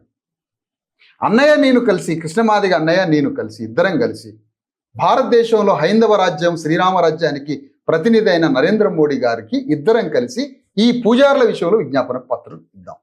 నాట్ ఓన్లీ పూజారులు, హైందవ మతంలో మా అందరి స్థానం ఎంత, మా వాటా ఎంత అని నరేంద్ర మోడీ గారిని ప్రశ్నించి వాటా తీసుకునే పోరాటం, అవసరమైతే ఏ పోరాటానికైనా అన్నయ్యతో కలిసి పనిచేయడానికి నేను ready. The same time sir, ఇప్పుడు ఈ క్రైస్తవులు, దళిత క్రైస్తవుల విషయంలో జరుగుతున్న ఈ చర్చలో కార్యాచరణ కావాలి సార్. కార్యాచరణ గీటురాయి, కార్యాచరణ గీటురాయిగా మాట్లాడుతున్నారు. మీరేమంటున్నారు? కృష్ణమాదిగ గారు కొన్ని అంశాలు ప్రతిపాదిస్తున్నారు అంటున్నారు. నేనేమంటున్నా, యజమానిని వదిలిపెట్టి శత్రు శిబిరంతో యుద్ధం చేయకుండా, శత్రు శిబిరంలోనే ఉండి చీకట్లో బాణాలు వేస్తే ఎవరి మీద వేస్తున్నట్టు? నువ్వు చెప్పిన అసమానతల హిందూ వ్యవస్థ రాజ్యానికి అధిశాసన అధిపతే నరేంద్ర మోడీ కదా, బీజేపీ పార్టీ కదా, ఆర్ఎస్ఎస్ కదా. ఆర్ఎస్ఎస్, బీజేపీ, నరేంద్ర మోడీ నాయకత్వంలో నడుస్తున్న హైందవ శ్రీరామ రాజ్యంలో నువ్వు చెప్పే వివక్షతలు మొత్తం అక్కడే ఉన్నాయి కదా. నువ్వు చెప్పిన సర్వ వివక్షతల కేంద్రమే కదా. ఈ సర్వ వివక్షతల్ని నడిపిస్తున్న నరేంద్ర మోడీని అడగాలి కదా కృష్ణమాదిగ. నరేంద్ర మోడీ మీద కదా పోరాటం, నరేంద్ర మోడీ మీద కదా, బీజేపీ మీద కదా పోరాటం. ఆ పోరాటానికి, ఆ ప్రశ్నకి అడగడానికి, అన్నయ్యకి తోడుగా ఉండడానికి లక్ష్మణుడిలాగా నేను 1,00,000 మందిని తీసుకొని అన్నయ్యకి తోడుగా ఉంటానని తొలి వెలుగు రఘు గారి ముందు వాగ్దానం రాసి ఇవ్వడానికి నేను రెడీ. ఓకే, చూద్దాం భవిష్యత్తులో ఏం జరుగుతుంది. దీని కొనసాగింపు నేను ఒకటే సార్, దీని కొనసాగింపులో కృష్ణమాదిగ గారు, చంద్రబాబు నాయుడు ఆంధ్రప్రదేశ్లో ఉన్నారు. వారు కృష్ణమాదిగ గారు నిన్న ప్రెస్ మీట్ పెట్టారు. ఇక్కడ ఊగిపోయి భయపడుతున్నారు. ఎవరు? ఆంధ్రప్రదేశ్లో ఉన్న దళిత క్రైస్తవులు భయపడుతున్నారు. మా వాళ్ళు పాపం, వాళ్ళకి పోరాట చరిత్ర లేదు, పోరాటం చేసే పరిస్థితి లేదు వాళ్ళకి. ప్రార్థన. సతీష్ మాస్టర్ గారేమో కాదు కాదు, శత్రు శిబిరంలో ఉంటే శత్రువుకి ఎట్లా, ఇప్పుడు నిన్న ప్రెస్ మీట్ తో లాభం జరుగుతుంది. మంచి మాట అడిగారు, ఎట్లా లాభం జరుగుతుంది? మంచి మాట అడిగారు గారు. విషయం ఏంటంటే అక్కడ 1 కోటి మంది దళిత క్రైస్తవులు ఉన్నారు సార్. రివర్స్ లో ఉంటుంది. మీరు సబ్జెక్ట్ చాలా అవసరం ప్రజలకి. ఆంధ్రప్రదేశ్ లోనేమో 80% దళిత క్రైస్తవులు ఉంటారు, 20% హిందువులు ఉంటారు. తెలంగాణలో ఏమో 80% దళిత క్రైస్తవులు ఉండరు, 80% హిందువులు ఉంటారు దళితుల్లో, ఎస్సీ దళితులలో. 20% మాత్రమే క్రైస్తవులు ఉంటారు. ఇక్కడ ఇక్కడ కృష్ణమాదిక్ గారు చంద్రబాబు నాయుడు అక్కడ 1 కోటి మంది దళితులు ఉడికిపోతున్నారు. 1 కోటి మంది దళితులు ఉడికిపోతున్నారు. ఎటు పోవాలి మా ప్రయాణం ఎటు? మొత్తం క్రైస్తవ రిజర్వేషన్లు పోయేటట్టుంది, ఉద్యోగాలు పోయేటట్టుంది, మా పిల్లగాళ్ళకి ఉద్యోగాలు రావట్లేదు, క్రైస్తవం చెప్పుకుంటే ఎట్లా? మరి ఇప్పుడు ఆంధ్రప్రదేశ్లో ఉన్న 1 కోటి మంది దళిత క్రైస్తవులు ఎటు పోవాలి? జగన్ దగ్గరికి పోతే, జగన్ దగ్గర పోయారనుకో చంద్రబాబు నాయుడు కూలిపోయే ప్రమాదం ఉంది. మరి ఇప్పుడు ఆంధ్రప్రదేశ్లో ఉన్న 1 కోటి మంది దళిత క్రైస్తవులు ఎటు పోవాలి? అందుకని ఆ 1 కోటి మంది దళితుల్ని ఆర్గనైజ్ చేసి కృష్ణమాదిక్ గారు వాళ్ళని తన ఆత్మీయ నాయకుడైన చంద్రబాబు నాయుడు, ఎందుకంటే మోడీ ఎట్లనో కృష్ణమాదిక్ గారికి చంద్రబాబు నాయుడు కూడా ఆత్మీయ అనుబంధం ఉంది. ఈ 1 కోటి మంది దళిత క్రైస్తవుల్ని ఆర్గనైజ్ చేసి చంద్రబాబు నాయుడికి ఏమైనా అటాచ్ చేయాలనుకుంటున్నాడా? అదొక్కటి. దానికి హైదరాబాద్ నుంచి బయలుదేరి విజయవాడ వెళ్తారా ఈ భావాలతో? ఎట్లా అవుతుంది ఇప్పుడు? అక్కడ దాన్ని పక్కన పెడితేనే కదా వాళ్ళు సాటిస్ఫై అయ్యేది, దళిత క్రైస్తవులు. అదే సార్, ఇప్పుడు పక్కన పెడితేనే కదా వాళ్ళు సాటిస్ఫై అయ్యేది. అదే ఒక అసంతృప్తి వర్గాన్ని, ఒక అసంతృప్తిలో ఉన్నటువంటి ఒక వర్గాన్ని కొంత మేరకు ఆ వర్గంతో కొంత ఆర్గనైజ్ చేసి దాని పరిస్థితులను బట్టి తీసుకుంటూ పోవడం, అట్లాంటి ప్రయాణం ఏమైనా జరుగుతుందా? ఎందుకు అంటే అక్కడ 1 కోటి మంది దళితులు ఆ విధంగా ఉన్నారు. అయితే నేను దీన్ని తప్పొప్పులు అనట్లే. నేను ఒకవేళ చంద్రబాబు నాయుడు మోడీతో మాట్లాడుకొని ఈ దళిత క్రైస్తవుల విషయంలో ఏదైనా ఆలోచన చేస్తున్నారా? ఈ ఆలోచన చేస్తూ ఉన్నప్పుడు కృష్ణమాదిగా ఈ దళిత క్రైస్తవులు జగన్మోహన్ రెడ్డి వైపు పోకుండా చంద్రబాబు నాయుడు వైపే 1 కోటి మంది దళితులు ఉండే విధంగా దాని మీద ఏమైనా ఆలోచన చేస్తున్నాడా మనకు తెలియదు. ఇక్కడ బేసిక్ పాయింట్ ఏంటంటే సార్, ఇక్కడ నరేంద్ర మోడీ అనేటువంటి ఒక పాలన ఏదైతే ఉన్నదో ఈ పాలన విషయంలో మొత్తం దళిత క్రైస్తవులు, అణగారిన వర్గాలు అందరూ ఇబ్బంది పడుతున్నప్పుడు కృష్ణమాదిగ యొక్క యుద్ధం నరేంద్ర మోడీ మీద కాకుండా ఉంటే, నరేంద్ర మోడీయే ప్రతినిధి వివక్షతల మొత్తం ఈ దోపిడీ మొత్తానికి తాను చెప్పిన ఆ రోజు 1.5 గంటన్నర ఏదైతే ప్రెస్ మీట్లో ఉందో ఆ మొత్తం వివక్షతలకి కారకుడు, పూర్తి బాధ్యుడు నరేంద్ర మోడీ. అలాంటి నరేంద్ర మోడీ మీద కృష్ణమాదిగ యుద్ధాన్ని, పోరాటాన్ని ప్రకటించకపోతే అదే ప్రామాణికంగా మాట్లాడుతున్నా, అది గీటురాయిగా ఆయన మాట్లాడిన మాటలన్నీ డొల్లతనము అని అర్థం.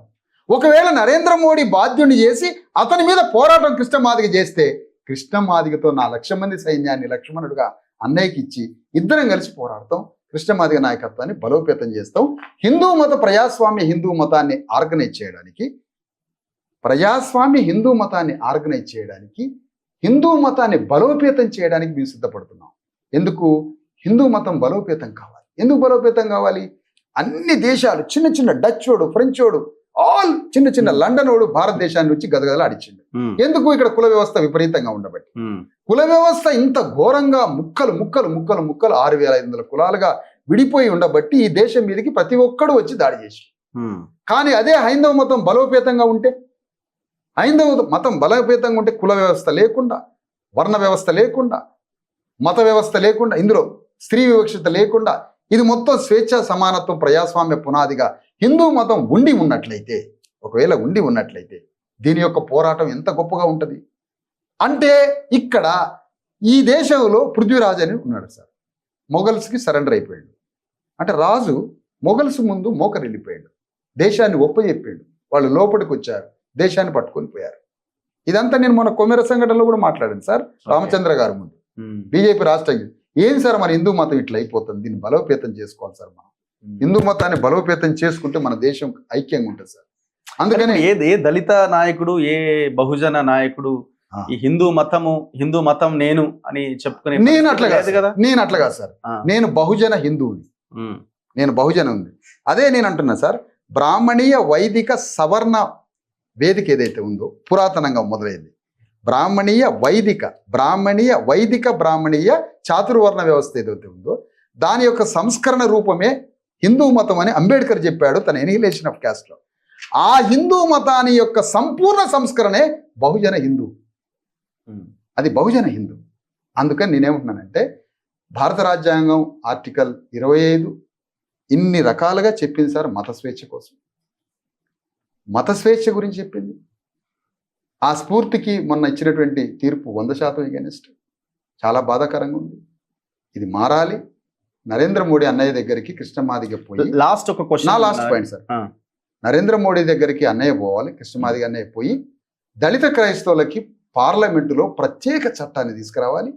హిందూ మతంలో మొత్తం వివక్షతలకు కారణమైనటువంటి నరేంద్ర మోడీ యొక్క నాయకత్వంలో నడుస్తున్న శ్రీరామ హిందూ రాజ్యంలో అణగారిన వర్గాలందరికీ అన్ని గౌరవ స్థానాల్ని ఇవ్వాలి. చంద్రబాబు నాయుడు దగ్గర పోయి వెంకటేశ్వర స్వామి తిరుపతిలో పూజారులని ఎస్సీ ఎస్టీ బీసీలను పెట్టించాలి. కృష్ణమాదిగ చంద్రబాబు నాయుడుతో మాట్లాడి అది అక్కడ చేయాలి. నరేంద్ర మోడీ గారితో ఇక్కడ ఈ విధంగా చేయాలి. ఈ విధంగా తాను లేవనెత్తిన హిందూ మతంలో లేవనెత్తిన వివక్షతలన్నింటికీ ఈరోజు బాధ్యుడు, పరిష్కారకర్త. బాధ్యుడు నరేంద్ర మోడీ, పరిష్కారకర్త. ఎందుకు? ఆర్ఎస్ఎస్ భావజాలం, హిందూ భావజాలం యొక్క వారసత్వం, వేలాది సంవత్సరాల వివక్షత వారసత్వానికి అధిశాసన రాజ్యాధికార ప్రతినిధి నరేంద్ర మోడీ. కాబట్టి ఆయనే దీనికి బాధ్యుడు, ఈ వివక్షతలకి అతనే పరిష్కారకర్త. కుల వ్యవస్థని రద్దు చేయడం కాదు రఘు గారు. డాక్టర్ అంబేద్కర్ చెప్పింది ఏమిటి అంటే, కుల వ్యవస్థ ఎప్పుడు రద్దయింది, కులం ఎప్పుడు నిర్మూలించబడుతుంది, కులం ఐడెంటిటీ ఉన్నా పర్వాలే, కులాలకి మధ్య ఉన్న వివక్షత బద్దలైపోవాలి. అప్పుడు కుల వ్యవస్థ ఎగ్జాక్ట్లీ. గోల్డ్ స్మిత్ ఉన్నాడు, కాబులర్ ఉన్నాడు సార్ యూరోప్ లో. గోల్డ్ స్మిత్ గా ఉన్నాడు, కాబులర్ ఇద్దరి మధ్య ఏ సోషల్ సామాజిక అంతరాలు లేవు. ఇద్దరు పెళ్లి చేసుకుంటారు, జీవన విధానం ఉంటుంది, కలిసి సోదర భావంగా బతుకుతారు. కానీ ఇక్కడ ఉన్న గోల్డ్ స్మిత్ కి కాబులర్ కి ఏముంది తేడా? కాబులర్ వేరు, గోల్డ్ స్మిత్ వేరు, బట్టలు వేసే వీవర్ వేరు, వేరు. అయితే ఐడెంటిటీ ఉండొచ్చు, కానీ మధ్యలో ఉన్న అంతరాలు పోవాలంటే అంబేద్కర్ ఇచ్చిన పరిష్కార మార్గం ఏమిటి? అణగారిన వర్గాలు తమ సాంస్కృతిక స్వేచ్ఛ సమానత్వ సోదర భావాలతో బీసీ ఎస్సీ ఎస్టీలంతా ఒక్కటై రాజ్యాధికారం సాధించి అధికారంలో మనం వచ్చినప్పుడు ఆటోమేటిక్గా అధికారం మనదైతే ఈ దేశంలో ఆటోమేటిక్గా కుల వివక్షత అంతరించిపోతుంది. కుల వ్యవస్థని రద్దు చేయరు. కుల వ్యవస్థని రద్దు చేయమన్నది రాజ్యాంగం కుల వ్యవస్థని రద్దు చేసింది సార్. భారత రాజ్యాంగము అన్నయ్యకి తెలవట్లే, కృష్ణమాదిగ అన్నయ్యకి. భారత రాజ్యాంగము సెక్యులర్ రాజ్యాంగం. ఇది సెక్యులర్ రాజ్యాంగం. ఇది కులానికి, మతానికి, జెండర్కి, వర్గ వివక్షత లేని, కుల వివక్షత లేని, మత వివక్షత లేని రద్దు కాబడింది ఆల్రెడీ ఇందులో. ఇది సెక్యులర్ రాజ్యాంగం. ఇది మానవుడి కేంద్రంగా ఉన్న రాజ్యాంగం. కుల వ్యవస్థ రద్దు కాబడింది భారత రాజ్యాంగం ద్వారా. కానీ అది పాలకుల హృదయాలలో ప్రైవేట్ అంశంగా ఉంది. బాగా పాయింట్ వినాలి సార్. పాలకుల అగ్రవర్ణాల ప్రైవేట్ అంశంగా ఉంది. ఈ స్వభావం ఎప్పుడు పోతుంది? బీసీ ఎస్సీ ఎస్టీలు అధికారానికి వచ్చినప్పుడు అది ఎగిరిపోతుంది. అది చాలా వెరీ ఫండమెంటల్ పాయింట్. అంటే అంబేద్కర్ చెప్పినట్టుగా ఇప్పుడు రాజ్యాధికారం. ఇప్పుడు కృష్ణమాదిగ అన్న ఏం చేయాలి? తన చేతిలో ఉన్న మహాజన ఫ్రంట్ ఉన్నది కదా, రాజ్యాధికార పార్టీ. మహాజన ఫ్రంట్ అని ఒక పొలిటికల్ పార్టీ ఉంది కృష్ణమాదిగ అని. అది కోల్డ్ స్టోరేజ్లో ఉందా, డార్క్లో ఉందా, దాన్ని యాక్టివ్ చేయాలి అన్నయ్య యాక్టివ్ చేస్తే కృష్ణమాదిగ అన్నయ్య దాన్ని యాక్టివ్ చేయాలి. అతనికి ఉన్న రాజకీయ పార్టీని కనపడనీయట్లేదు అన్నయ్య. అది యాక్టివ్ చేస్తే తమ్ముడు 1,00,000 మంది కార్యకర్తలతో అన్నయ్యతోటి పొలిటికల్ అలయన్స్ అయిదామని ఇద్దరం కలిసి రాజ్యాధికారానికి వద్దాం. కృష్ణమాదిగ అన్నయ్య నేను. ఇది మంచి పద్ధతి కాదా సార్? ఇది మంచి కార్యక్రమం కాదా? చెప్పండి. తప్ప? ఇంకా బీసీ నాయకులు అసలు కృష్ణమాదిగ అన్నయ్య నేను ఒక్కటైతే రాష్ట్రం ఏమవుతుంది? మీకు తెలుసు కదా సార్ మా పరిస్థితి ఏంటో. అన్నయ్య నేను ఒకటైతే. ఒకప్పుడు ఒకటే కదా ఇద్దరు, ఇప్పుడు విడిపోయినట్టున్నారు. కానీ అదే కృష్ణమాదిగ అన్నయ్యతో ఆనాడు పనిచేసినటువంటి అనేక శక్తులు మరణించారు సార్ చాలా మంది. నేను ఒక్కటే ఇంకా బతికి ఉన్నా. అంటే 10 ఏళ్ళు ఆయన కన్నా చిన్న కాబట్టి. 50+, అన్నయ్య 60+. కాబట్టి అన్నయ్యతోటి ఆయనకున్న రాజకీయ పార్టీ ఏదైతే ఆ మేనిఫెస్టోలో అంబేద్కర్ గురించి అనేక సమానత్వ భావనలతో అన్నయ్య పార్టీ రిజిస్టర్ చేసి ఆ పార్టీని ఇప్పుడు అన్నయ్య యాక్టివ్ చేయాలి. రేపటి ఎన్నికల్లో ప్రధానమంత్రి మోడీకి, అగ్రకుల పార్టీలకి అభిముఖంగా ఆ పార్టీని అన్నయ్య తయారు చేసి నిర్మాణం చేస్తే అన్నయ్య పెట్టినటువంటి మహాజన ఫ్రంట్ ఏదైతే కృష్ణమాదిగ అన్నయ్య పార్టీతో నేను కూడా కలిసి ఈ ఎన్నికల్లో పోటీ చేసి అన్నయ్యని ఈ రాష్ట్రంలో ప్రధాన నాయకత్వంలో ఉంచి అన్నయ్య తర్వాత తమ్ముడు చూద్దాం ఏం జరుగుతుంది ఏంటి అన్నది. ఆయన కూడా ఒక ప్రెస్ మీట్ తో అయిపోదని నేను అనుకుంటున్నా. భవిష్యత్తులో ఏమైనా మీరు అంటున్న కార్యాచరణ ఆయన చేపట్టే అవకాశం ఉందేమో చూద్దాం. Will see. అదే సార్, ఇక్కడ పెట్టడం కూడా కరెక్ట్ కాదు. కరెక్ట్ కాదు.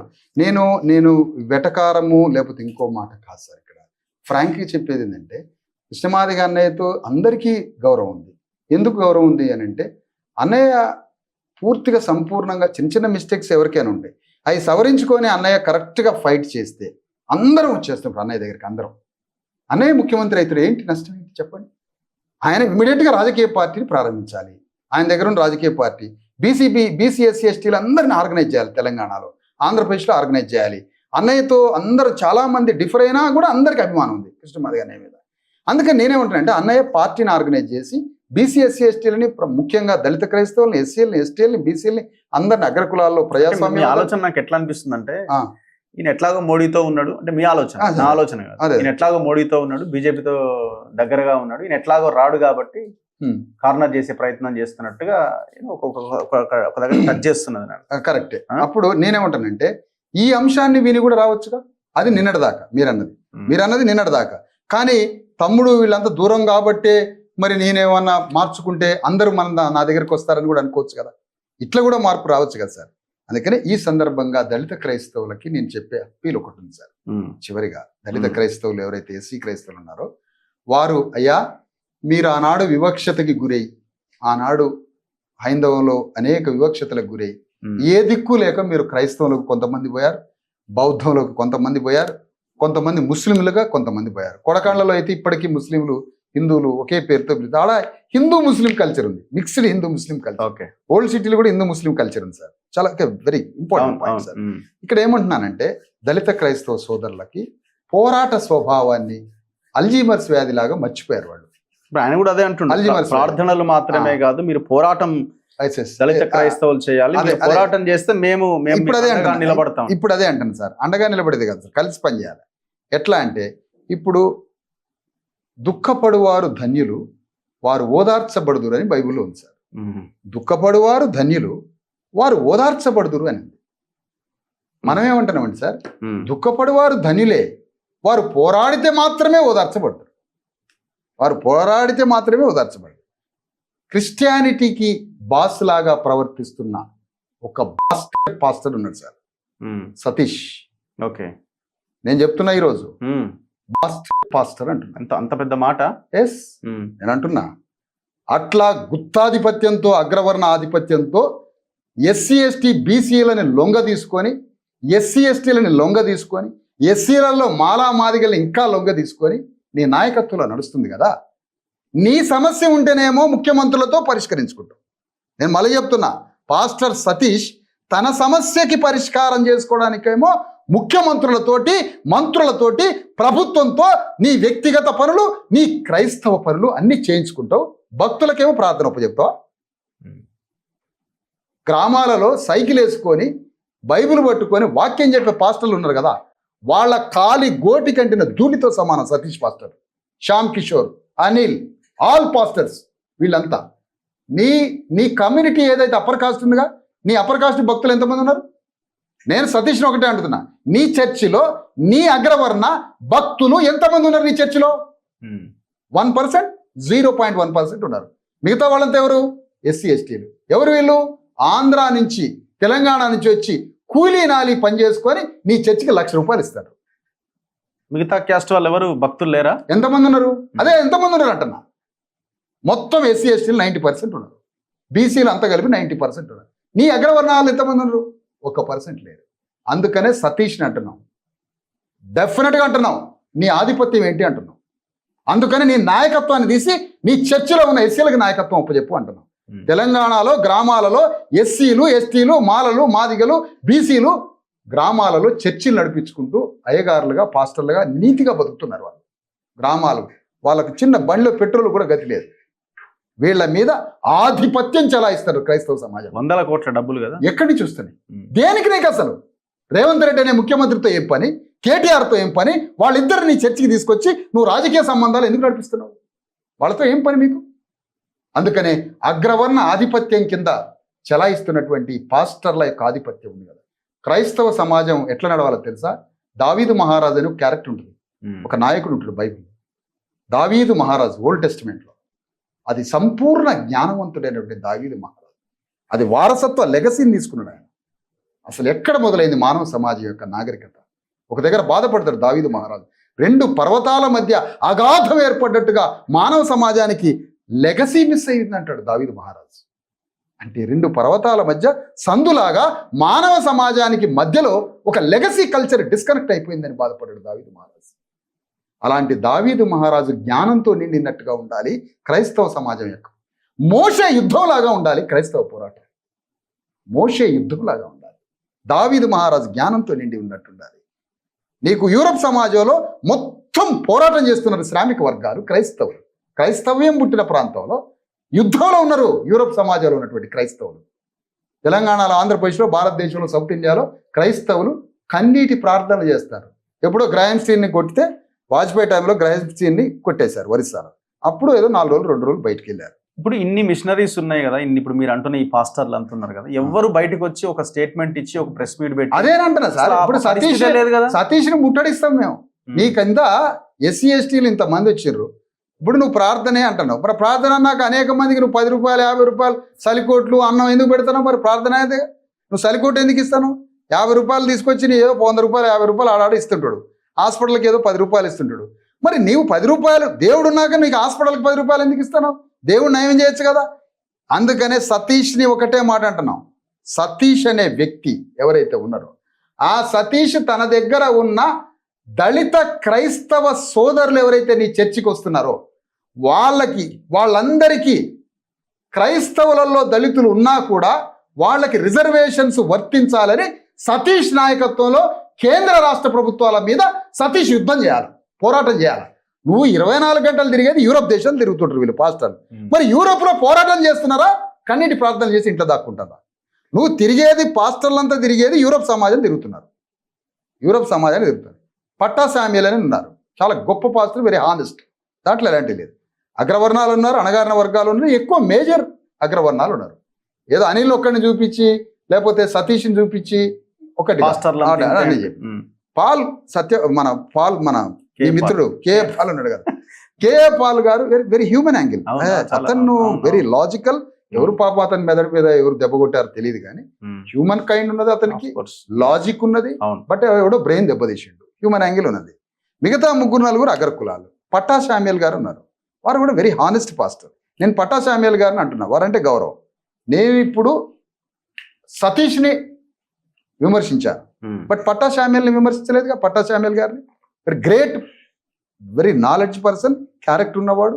అట్లా 100 గ్రామాలలో 1000 గ్రామాలలో ఎస్సీ ఎస్టీ బీసీ సర్పంచులు గ్రేట్ గ్రేట్ గ్రేట్ మనుషులు ఉన్నారు. పాస్టర్లు అగ్రకులాల్లో ఆర్ఆర్కే మూర్తి ఉన్నారు. పాస్టర్లు ఆర్ఆర్కే మూర్తి అని అగ్రకుల బ్రాహ్మణుడు. అతను సిలోన్లో వచ్చేటప్పుడు ఆయన వాక్యం ఆకాశాన్ని చీల్చుకొని వచ్చే ఒక కాంతిరేఖలాగా మాట్లాడేది. ఆయన ఎందుకు అభినందించకూడదు? 100% అభినందిస్తారు. బట్ సతీష్ లాంటి గుత్తాధిపత్యం వహిస్తున్నటువంటి కార్పొరేట్ పాస్టర్స్, కార్పొరేట్ పాస్టర్స్, వీళ్లలో ఉన్న క్రూర లక్షణాలు ఏవైతే ఉన్నాయో, మానవీయ లక్షణాలు లేకుండా, బైబిల్ ఏమి ఆ సారాంశమే లేకుండా, సతీష్ లాంటి అగ్రకుల పాస్టర్ల ఆధ్వర్యంలో రాజులు పాస్టర్స్కి ఉన్నారు, కాపులు పాస్టర్స్కి ఉన్నారు. ఈ అగ్రకుల పాస్టర్స్ అణగారిన వర్గాల పాస్టర్స్ కూడా అడుగుతున్నా, పట్టా శామ్యుల్ గారిని కూడా. ఇలాంటి పట్టా శామ్యులు ఇంతమంది ఉన్నారు. వీళ్ళందరితో మేము ఒకటే మాట అంటున్నాం, అయ్యా మిమ్మల్ని ఏమంటున్నామంటే మీ దగ్గర లక్షల సంఖ్యలో భక్తులు ఉన్నారు. అందులో దాదాపు 50-60-70% దళిత క్రైస్తవులు ఉన్నారు. వాళ్ళ రిజర్వేషన్ల రక్షణ చట్టం కోసం వాళ్ళ తరఫున కేంద్ర రాష్ట్ర ప్రభుత్వాల మీద పోరాటం చేయడానికి మీరు బయటికి రావాలి. ఎందుకంటున్నావు? నువ్వు హాస్పిటల్కి 100 రూపాయలు ఇస్తాను, అన్నం తినడానికి ఇస్తాను, సలికోటి ఇస్తాను, ఇన్ని సహాయాలు చేసినప్పుడు, ఇన్ని రకాలుగా చేస్తున్నప్పుడు ప్రభుత్వంతో ఇంత భయపడుతున్నారుగా దళిత క్రైస్తవులు. వాళ్ళ కోసం పోరాడటానికి రాష్ట్రంలో ఉన్నటువంటి ఎస్సీ పాస్టర్లు కావచ్చు, ఓసీ పాస్టర్లు కావచ్చు, మీ చర్చిలలో ఉన్నటువంటి దళిత క్రైస్తవ సోదరులకి ప్రభుత్వం నుంచి వస్తున్నటువంటి ఇంత తీవ్ర విఘాత నష్టం జరగబోతున్న ఈ తరుణంలో దళిత క్రైస్తవులందరికీ ఎస్సీ సర్టిఫికెట్ రిజర్వేషన్ల చట్టం అమలు కావడానికి కేంద్ర రాష్ట్ర ప్రభుత్వాల మీద దళిత క్రైస్తవులు కూడా పోరాట స్వభావాన్ని నేర్చుకోండి. అందుకని ఈ సందర్భంగా దళిత క్రైస్తవులకు వచ్చిన నష్టాన్ని, ఈ నష్ట నివారణ చర్యకి రౌండ్ టేబుల్ సమావేశాలు పెట్టబోతున్నాం, చర్చలు తీసుకోబోతున్నాం.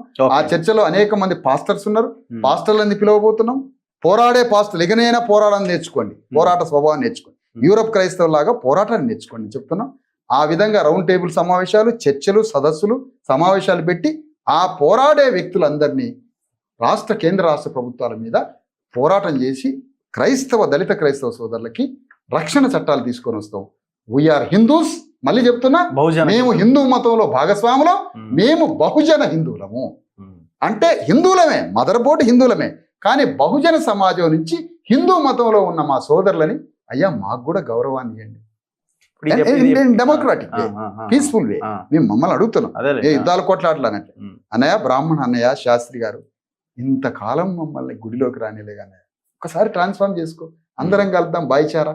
బ్రాహ్మణులు చర్మకారులు, బ్రాహ్మణులు పద్మశాలిలు, బ్రాహ్మణులు యాదవులు, బ్రాహ్మణులు అందరం ఒక్కటై భారతదేశం మీదికి ఎవడూ రాకుండా, ఏ పాకిస్తానోడు, ఏ ఆఫ్ఘనిస్తానోడు, ఏ అమెరికా వాడు, ఏ చైనా వాడు మన దేశం మీదకి రాకుండా భారతదేశంలో ఉన్న 140 కోట్ల మంది బీసీలు, ఎస్సీలు, ఎస్టీలు అందరం హిందూ మతంలో ఒకటే సోదరులం, అన్నదమ్ములం. మన హిందూ మతాన్ని రక్షించుకుందాం, మన భరత భూమిని రక్షించుకుందాం, మన దేశాన్ని రక్షించుకుందామని హిందూ ఐక్యత కోసం ఈ దేశాన్ని హిందూ మతంగా ప్రపంచంలో ప్రజ్వలిల్లేటట్టుగా మార్చడం కోసం, ప్రపంచం మీద యుద్ధం చేయడానికి, హిందూ సోదరులమంతా ఒక్కటి కావడానికి, హిందూ మతాన్ని బలోపేతం చేయడానికే బహుజన హిందూ గొంతుకని విప్పుతున్నాం. నేనేమంటున్నా, మీ డిమాండ్స్ అన్నింటికి ఓకే అయితే మరి ఈ దేశాన్ని హిందూ దేశంగా మారిస్తే మీకు ఓకేనా? మరి 100% ఓకే. మార్కెట్ అది కూడా 100% తప్పేంటంటున్నా.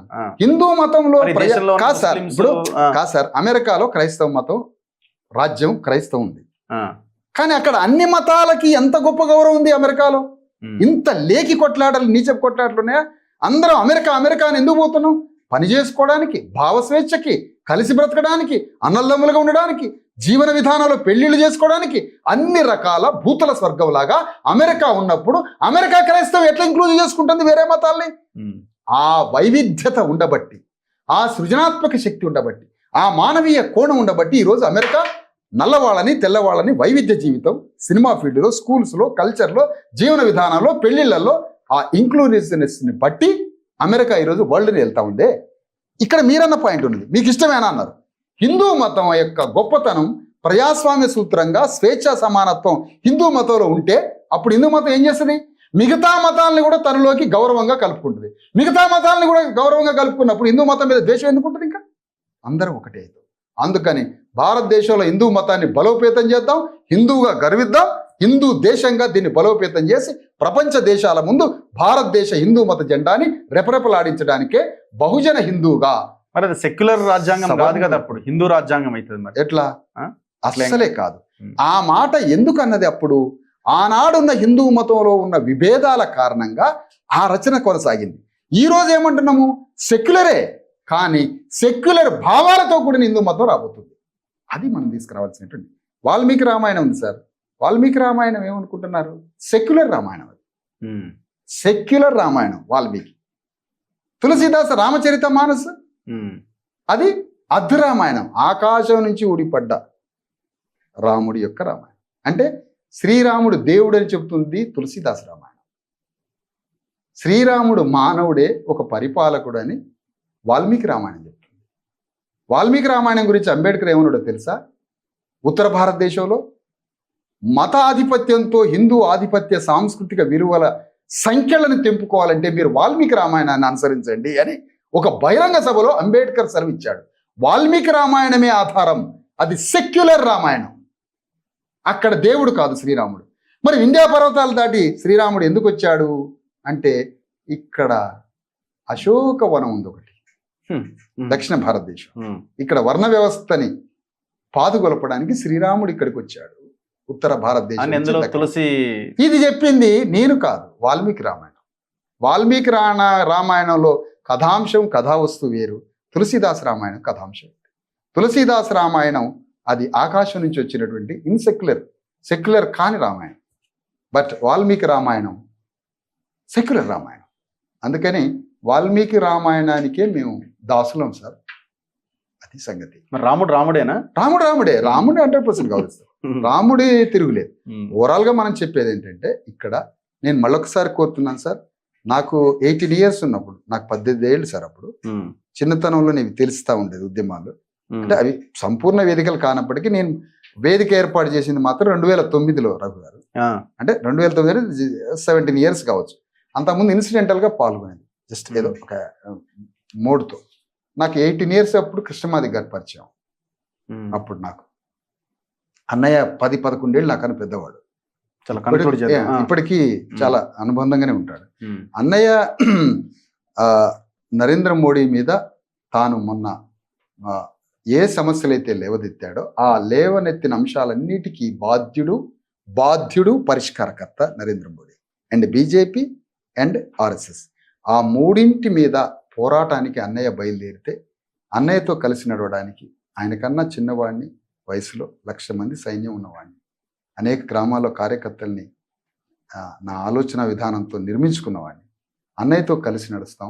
అన్నయ్య త్వరలో తనకున్న రాజకీయ పార్టీ మహాజన ఫ్రంట్ని బలంగా తయారు చేస్తే కృష్ణమాదిగ అన్నయ్య నేను కలిసి మరికొంతమంది బీసీ నాయకుల్ని, దళిత క్రైస్తవుల్ని అందరినీ కలుపుకొని అన్నయ్యతో రాజకీయంగా అలయన్స్ కట్టడానికి రెడీ. అన్నయ్య ముఖ్యమంత్రి కావడానికి కూడా నేను సహకరిస్తాను. చూద్దాం. Anyway, thank you very much. Thank you Visharadan garu, thank you. So ఇది డాక్టర్ విశారదన్ మహారాజ్తో స్పెషల్ ఇంటర్వ్యూ సుప్రీంకోర్టు జడ్జిమెంటు ఈ జరుగుతున్నటువంటి ఈ పరిణామాల మీద. ఖచ్చితంగా భవిష్యత్తులో దీని మీద మరిన్ని డిబేట్స్ ఉంటాయి. ఈ చర్చ జరగాల్సిందే, ఒక అవుట్కమ్ రావాల్సిందే. చూస్తూనే ఉండండి మన తొలి వెలుగు.